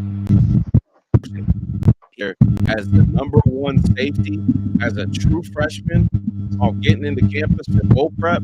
That said something, because I'm not saying our secondary might have had some holes in it, but not enough where a true freshman would be forced into the role unless he didn't earn it. Because we do have some talented dudes in our back half, and the fact that he beat them that early said something to me. His work ethic in the spring and the summertime, and how he came and he was all about football. That dude's been on the dean's list. He's a smart kid. He's a student of the game, and it showed up at every aspect of the game. Anything Saban called on him to do. Hey, we need you to lock this down. Hey, we need you to make up plays. Hey, we need you to be this filler on this gap assignment. Hey, we need you to. Hey, you know what? Kool-Aid ain't doing his job. I need you to come back here and fill this punt. What does he do? He makes a play. That's what Caleb Downs is, a playmaker. This is the first time I've actually seen Brock get kind of locked up like that. And since his freshman year, I've never really seen him get just locked up. See what I'm saying? Like that. It doesn't matter if it was Downs on him or Key. Was that no. That wasn't Key, was it? That made that play against him. That was the other kid, Amos. That was Amos that made that. To what you're saying is too, the last time Brock had this much trouble is when he had to go against Brian Branch and company the last time. Yep. Right. You're right. Yep. Correct. You're right. Correct. When he has to go against a physical defensive back that can also guard him vertically. He seems to have a little bit of trouble, and I just don't think that there was anybody that Georgia played that actually there's nobody in the country that has the talent level of Caleb Downs, and I'll say that right now as an 18-year-old true freshman. The kid's one of the most talented, if not the most talented defensive player in the country. And if it's not true this year, it will be true going into next season. When the GOAT, who specializes in defensive backs, by the way, Nick Saban specializes in it. This might even be getting ahead of ourselves because we are, as Alabama Nation, we already know what's going to happen at the end of this year. But going into next year, the talent and depth we have at secondary, that is going to be one of the funnest battles to watch. That's the question I was going to ask. I was going to ask that question because, all right, we know Kool-Aid's gone, Arnold's gone, 13's gone. Yeah, Moore's gone. Okay, so Key, I think Key coming back. I honestly think Key. But see, he got another year. Back. No, Amos has one more year. Key doesn't. Okay, see, I thought Key that he was a fifth-year senior. I didn't think he's. I did too, but someone corrected me on that. Someone corrected me because I was under that impression too. Where the fuck is Earl? Where the fuck is Earl Little? Is he just the talent is just hurt? Yeah. And then I know he'll be there. Mitchell, the kid that got in trouble during the summer. So here's my forecast for next year's secondary, and I think it's pretty damn accurate. You're gonna see Caleb Downs and Tony Mitchell back deep, because if Tony Mitchell doesn't get in trouble, I'm gonna almost guarantee you we probably would have seen you. You don't even see Jalen Key hit we don't even go out and get Jalen Key because Tony Mitchell is very talented and he's in his playbook. And being next to Caleb, I mean, I'm telling you, it's going to be nasty. Now, the interesting thing is what they're going to do with Star. Personally, I think they're going to make Devontae Smith take over that position because he'll have the most knowledge in the secondary. And I think they will move Earl Little back to corner. and then you'll see a battle for that other corner spot because Earl Little just puts the clamps on people. And vertically, I think, and plus he'll be the one. He'll have more years in the playbook, and I truly think he'll be. They'll move him back to corner, put Devontae Smith at star, and then we'll see a battle for that other corner spot between. What about Story out of eligibility? Story's a senior, I'm pretty sure. Okay. Hey, he's suspect to me anyway. Right. I'm just he's not going to be able. He's probably eclipsed on his development where some of these other dudes, like, he's not better than Jake Pope. Jake Pope's going to be that number one DB that comes in next year for sure. Yep. And also that battle between for that other corner position, whether it's Des Bricks, Hurley, or my favorite freshman coming in, Xavier Brown. Yeah, big fan of him. The defensive backfield it's going to be a battle, which it all good. And Dude, I watched defensive line. We're going to have a healthy, young. I mean, we got dudes. We didn't see Keely, we didn't see Pierre, we didn't see Rudolph Smith, Edric Hill, Hunter Osborne, Jordan. Right now, we didn't even see these guys. Now who's staying? Now who you think? Hey, hold up. Out of that? What do you mean? I don't think they leave. It's a line. Those linemen you just mentioned, we didn't see all year, look better to me than any of the top tier defensive linemen that are coming in this year by far. To me, when you compare the tape for the two, that's why Saban probably redshirted him. He looked and said, really, we didn't go out and get one. You hit on my point right there. That's exactly what I think. They're not anything that we don't have. Let me ask you this: Do you think how college football is? Do you think because somebody is gonna go? Who do you think out of the secondary you might have your eyes on that's gonna leave the transfer portal side? The secondary? Right. I don't know if we would lose anybody because there's not anybody that's older than a sophomore right now that would be like in that big a danger. I would probably say we would more lose somebody in the transfer on our defensive line and our outside linebacker, like Keanu Coate. I could see him bouncing out. Yeah, I could see. I could maybe see Anquin Barnes. I could see him transferring too because we really didn't see a lot of him. What's his name? Number 99, Hastings. I can see Isaiah Hastings. I could see him transferring too because we haven't seen anything of him. I think you made the point. I think you made the point that there'll be so many jobs to battle for in the secondary with good talent, and all those guys are dogs, and they think they've got the ability to win that. So I don't see that many transferred, or if any transferred out of that. You got to think our whole defense is going to be open. We're going to have 2 outside linebacker positions. We're going to have defensive line positions. We're going to have 1 linebacker position open. We're going to have like 5 or 6 secondary spots. So I don't look for a lot of transfers in our from our defensive team because there's going to be so many open roles next year. And honestly, it's the same thing for our offense. We're going to lose Burton. We're going to lose. We're losing 2 running backs. We'll lose Latham, Seth. Who else? We'll get Jaden Robinson Jr. So we'll get him back. We'll have Booker back.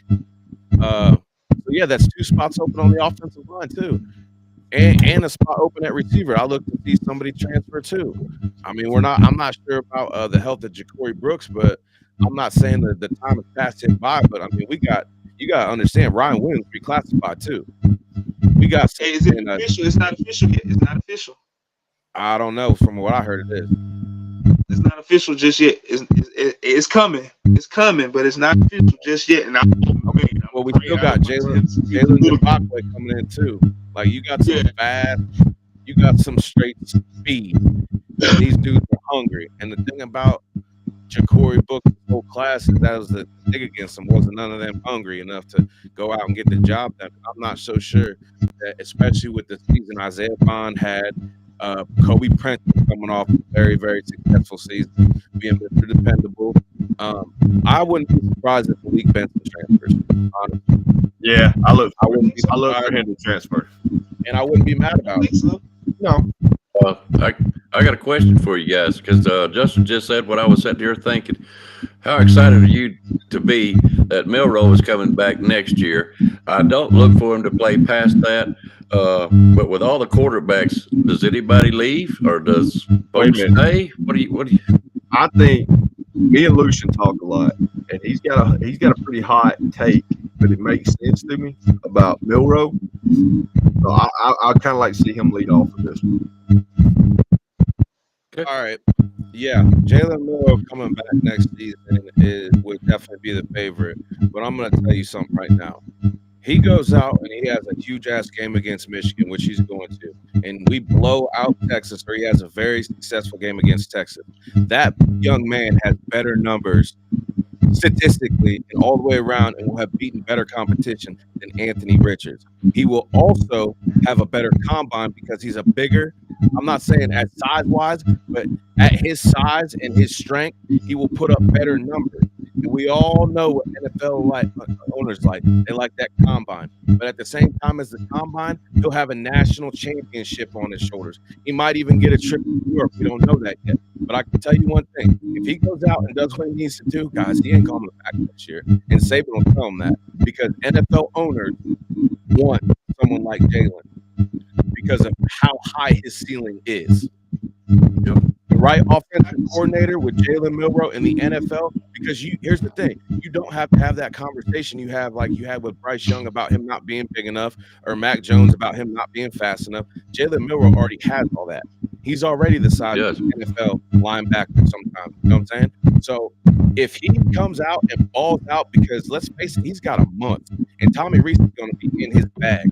So there's a possibility, and Alabama fans, I'm telling you this, you have to come to grips with the possibility that Jalen Milroe could possibly enter the NFL draft at the end of the season. And he'll be successful if he does. I totally get everything you're saying. I don't disagree. The only thing about that, them first round slots, and you got to look at the first round quarterback slots. You got Drake May, you got Caleb Wood. Even though I'm not saying Jalen is better than those two individuals, because in my eyes he's better than both of those guys. Hasn't confirmed he's coming out yet. But what I'm saying is, I just look at the slots. I agree with you, because I totally agree with you. If with the role on how he has progressed over the year, you know what I'm saying, for a quarterback, you know, not just as an athlete playing quarterback, but as a quarterback being able to go through progressions, he has gotten better. And then, you know, the NFL is like, hey, I can really coach him up here, and all he has to do is focus on nothing but being a quarterback. You see what I'm saying? Like they did with Anthony Richardson. Only thing, like I said, is just those slots, man. If I don't see Caleb Williams coming back. Hey, if he come back, that'd be the most craziest decision. If he come back, he's transferring. Then let me say that if Caleb Williams is coming back to college football, he would not be at USC. That's one thing. I'm not saying that I think Jaden Milroe to me is better than Drake May, but you know, Drake May gets the hype, you know, all this and all that. You know. That's but he's got the hype right now. But if Jalen Milroe goes on and takes off, Drake May ain't gonna have that hype, because Drake May ain't gonna have a better combine than Jalen. Right. I agree with you. But see, okay, then let me ask you this. And like I said, I don't disagree with you. But just think about it like this: who's coming out next year? Only quarterbacks that people are talking about next year, the tough guy in Colorado. I give him, he's tough in Colorado, the tough guy. But with Jalen ending the season, how he is, and let's just say he does get the Heisman invite, he comes back next year, he's going to be on all the Sports Illustrated magazines. He's going to be on all the Heisman hypes and all this and all that. And we know the kid is going to produce. He can go into being the number one quarterback in the next year draft conversation. So do he stay and get in that conversation, or do we go and get that bag now? You see what I'm saying? Yeah, but there's this thing about Nick Saban always says is when you're hot, you gotta go, and there's no guaranteed that he's gonna be healthy next season. He doesn't have that guarantee. What he has right now, the season he went off of, the progression he had, that's on paper. And I really think he should go. because I mean teams took a chance on Anthony Richardson, who had played for a subpar team, who didn't have good numbers. Who the only reason they took him is because he was an athlete that threw the ball 80 yards in the air. Well, I hate to say it, Jalen Milroe is way better than that, and he's actually accurate. Yeah. He can actually break down a defense, and he's not going to just run out and stick his head down and be dumb like Anthony Richardson is. Matter of fact, and plus you got to think all the older quarterbacks that are done. How many teams are going to need quarterbacks next year? It's a lot. Matter of fact, both of your teams, I can see both of your teams using the services of the Milroe, the Raiders and the Browns. Because let's be honest, this John Watson experiment is done, brother. Done. Let's let it go. Let's cut it off. All right, guys. Okay. 69 on freaking Garoppolo. He didn't play 8 games. Yeah. All right. Well, all right. Let's say Milroe does. Let's say he goes NFL. As much as it would break my heart, who's you going to be your quarterback next year? It wouldn't break my heart at all. It's going to be a battle between Larnigan and freaking Julian Sayin. I can't see Sayin coming in his freshman year. I don't. That's why I was hoping Milroe would stay. He's enrolling in December. He's going to be here for bowl prep. Yeah, but Ty Simpson, I think, is going to transfer. I think so too. Yeah, I do too. Coach, dude. I mean, he can throw his hands up all he wants. He can throw his hands up all he wants. Saban ain't a fan of his antics. He said it in the beginning. I've heard the same rumors, dude. It's the same reason he didn't play. It's the same reason he gets the starting position. I'm laughing because I've been saying that shit the whole damn year. Okay. I was like, bro, come on now. I know you. Okay. I mean, I've been laughing my whole damn year. You can't drop the ball on the goal line and think you're going to start next year for Alabama. I don't care. You talking about doghouse antics? That will get you in the doghouse quicker than anything. So y'all saying Lonergan and saying? Yeah, that's what I'm saying. Have you watched any of Sayin's high school film? Hey, you don't even got to watch next level, man. Fantastic, Corey. Yeah. Watch his 7-on-7 film when he's throwing against the top DBs in the nation. That's what you need to pay attention to. Yep. And this is my dig against Ty Simpson, Arch Manning, and quarterbacks that don't go to competitions. When you don't play against the top tier talent, you are going to have a rough time in college because you're not going against DBs that know actually what they're doing. You're throwing up against some guy that you take study hall with to transfer down the street to go to a different school. You're not playing a guy that's in the film room 40 hours a week studying how to be a technician like Julian Sayin, like some of these other top quarterbacks of faith. Not only that, Arch Manning played in a private school, and that private school competition ain't what it needs to be. And I'm telling you, I've said it. If he didn't have his last name, he ain't a 5-star quarterback. And I've been saying it. People argue with me, and it's fine. I don't care. I don't think Arch Manning's that dude. No, I don't. He's not. But you know what I'm saying? I'm going to tell you something. Texas is going to make the biggest mistake of starts career by forcing Malik Murphy out and keeping Arch. I don't think so. It's going to hurt him. Sark ain't going to do that. I don't think Sark does that. You think Malik will stay?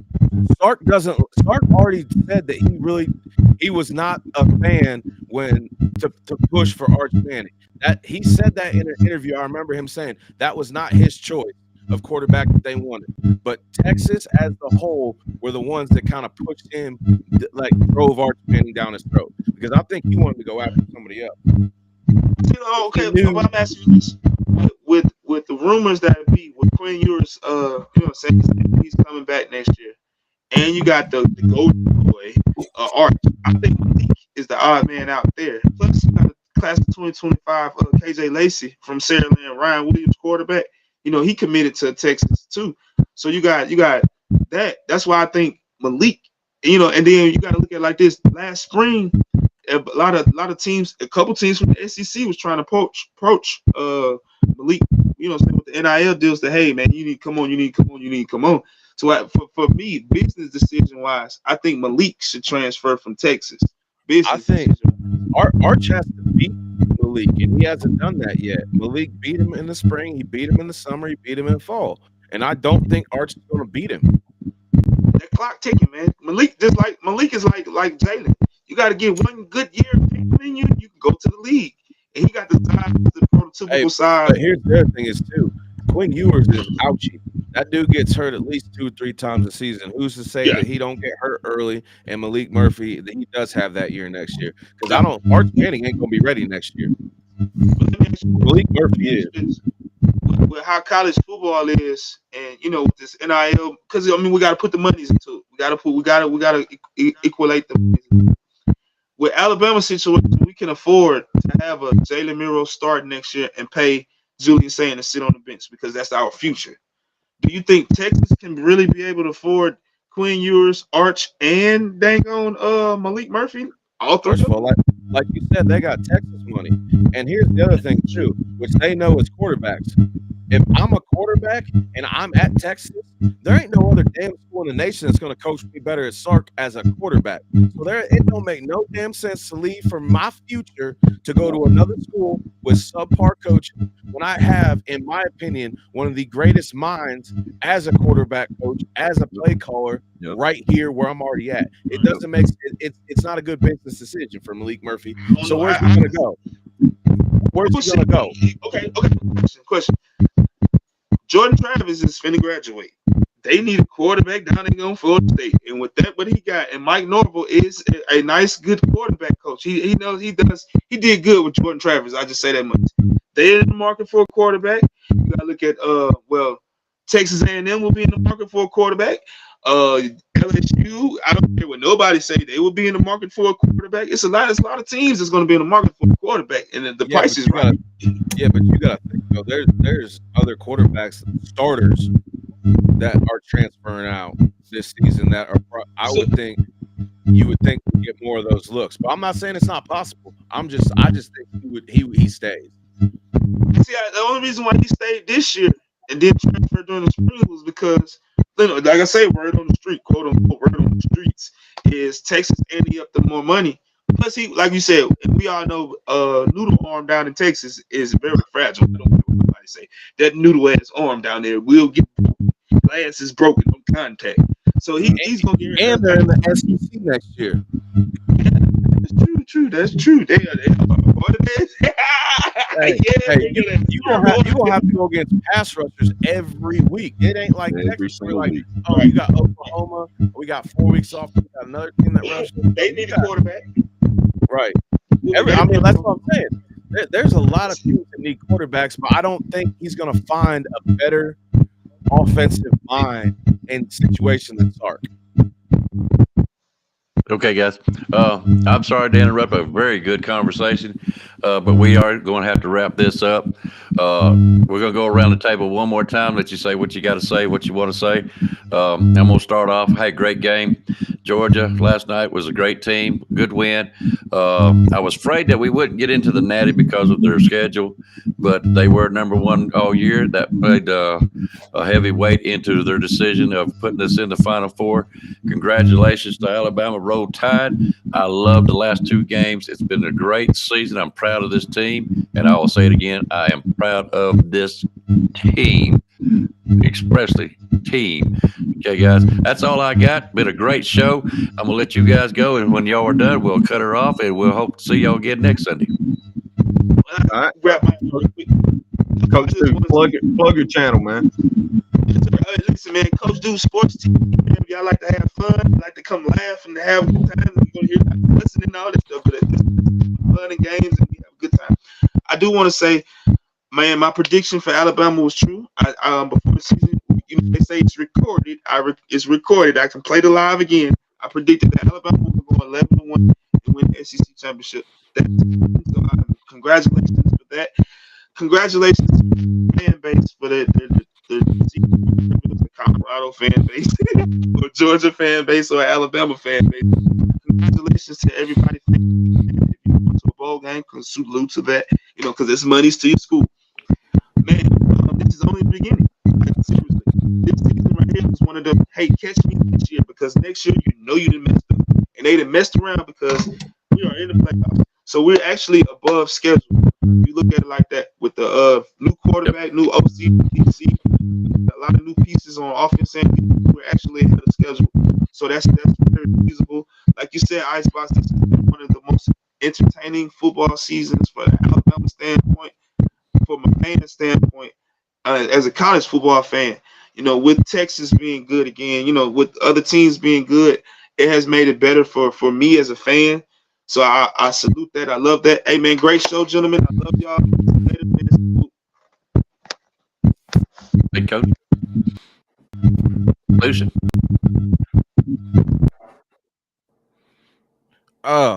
You can find me at Rolush21 on Twitter, Lucian Graves on Facebook and Instagram.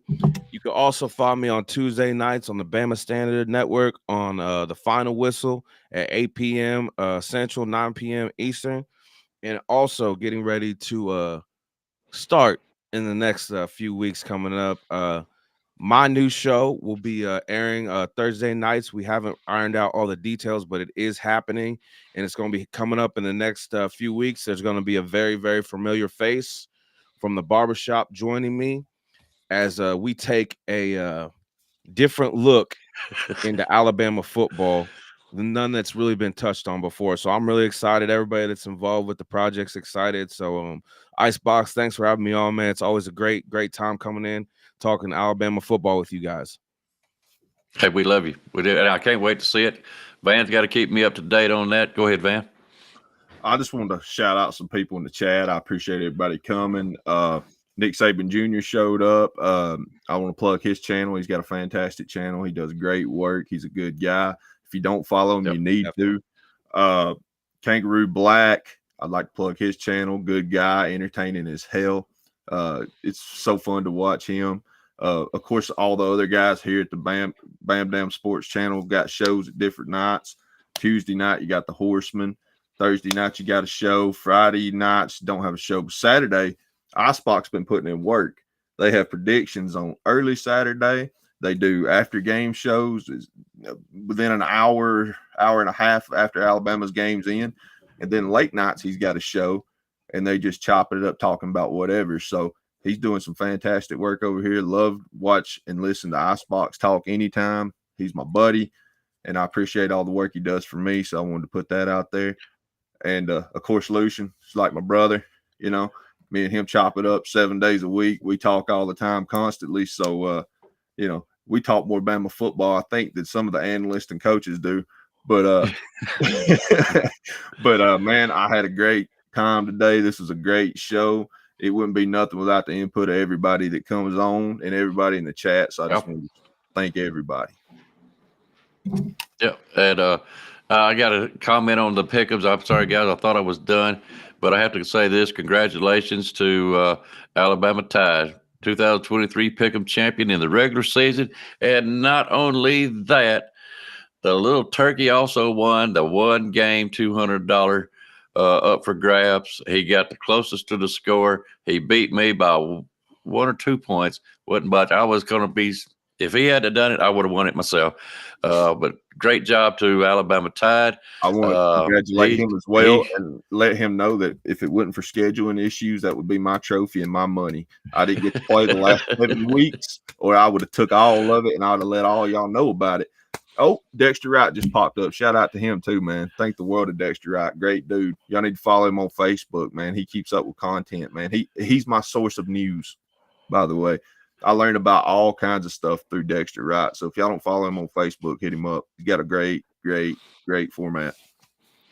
Okay, and this is a channel that I'm working on, guys. It's not really where I want it to yet. Sorry, Lucian, but this one is what I call the weird stuff. This is where we'll be talking about Bigfoot ghosts, which is anything kind of weird. I'm into that. Hey, I'm into aliens. Trust me. Me and Van went down a rabbit hole for like 6 hours one day. I'm Good. You can't be friends with me and not be into weird stuff, man. I'm all over the board. Well, I'm going to start doing it on Saturday nights after the football season. I mean, there's plenty of recruiting channels and football channels that I like to, and I want to do something a little bit different. I don't want to really attach it to Bam Damn Sports right now till improve my craft on what I want to do. We're going to do some stuff with Van. You're welcome to come in and be with us and come on, because that's what it's going to be. I'm going to try to include the chat room as much as possible because they got good stories too. It's just weird stuff, but it will be on my channel. I would suggest, I'm not trying to get a big bunch of subscriptions, but if you're into that, you want to have some fun with it, subscribe to this channel, Icebox at Icebox 1.0. You'll see me. Black and white kind of down below. There's a lot of people want to go with icebox stuff because it's ice cream type deal, but you'll see me looking this way. Yep. You'll see me looking that way with a Batman shirt on. Click and subscribe if you want to go come with us and have some fun. So that's enough of that. Let me get it off there. Guys, what a great show. Lucid, always a pleasure, man. Always. Hey, I love coming on here with you guys, man. For real. Hey, we appreciate it. We do. We appreciate it. Coach Dude, same thing. Love Coach Dude. Blake. Blake had problems with his internet or reception, whatever it might have been.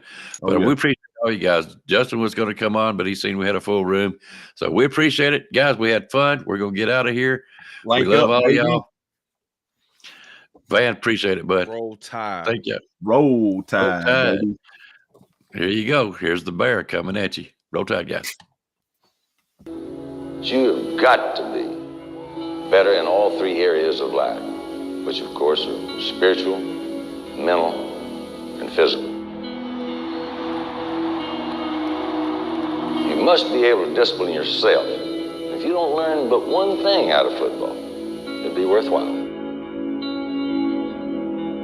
There's certain sacrifices that you will have to make. There are going to be many sacrifices you have to make in later life. To fight. Oh, I don't mean fist fight. I mean to get up and come back and get up and come back and get up and come back again after you've been knocked down. And that could happen to you in later life. But if it does, you're going to know how to handle it. There's no one that ever has or ever will accomplish anything alone. I've read about self-made men. That's Tommy rot, as far as I'm concerned. I don't even know how to define intangibles. And I know that if you learn these lessons, you'll have it. And if you have it, you'll win, and you'll be better prepared in those three areas of life that we've been talking about. That there are going to be times for everyone that you're going to get discouraged. But if you never lose sight of your objective and never give up on yourself, if we do that as a team, 11 at the time, 4 years from now, why, we'll be walking out of here to the national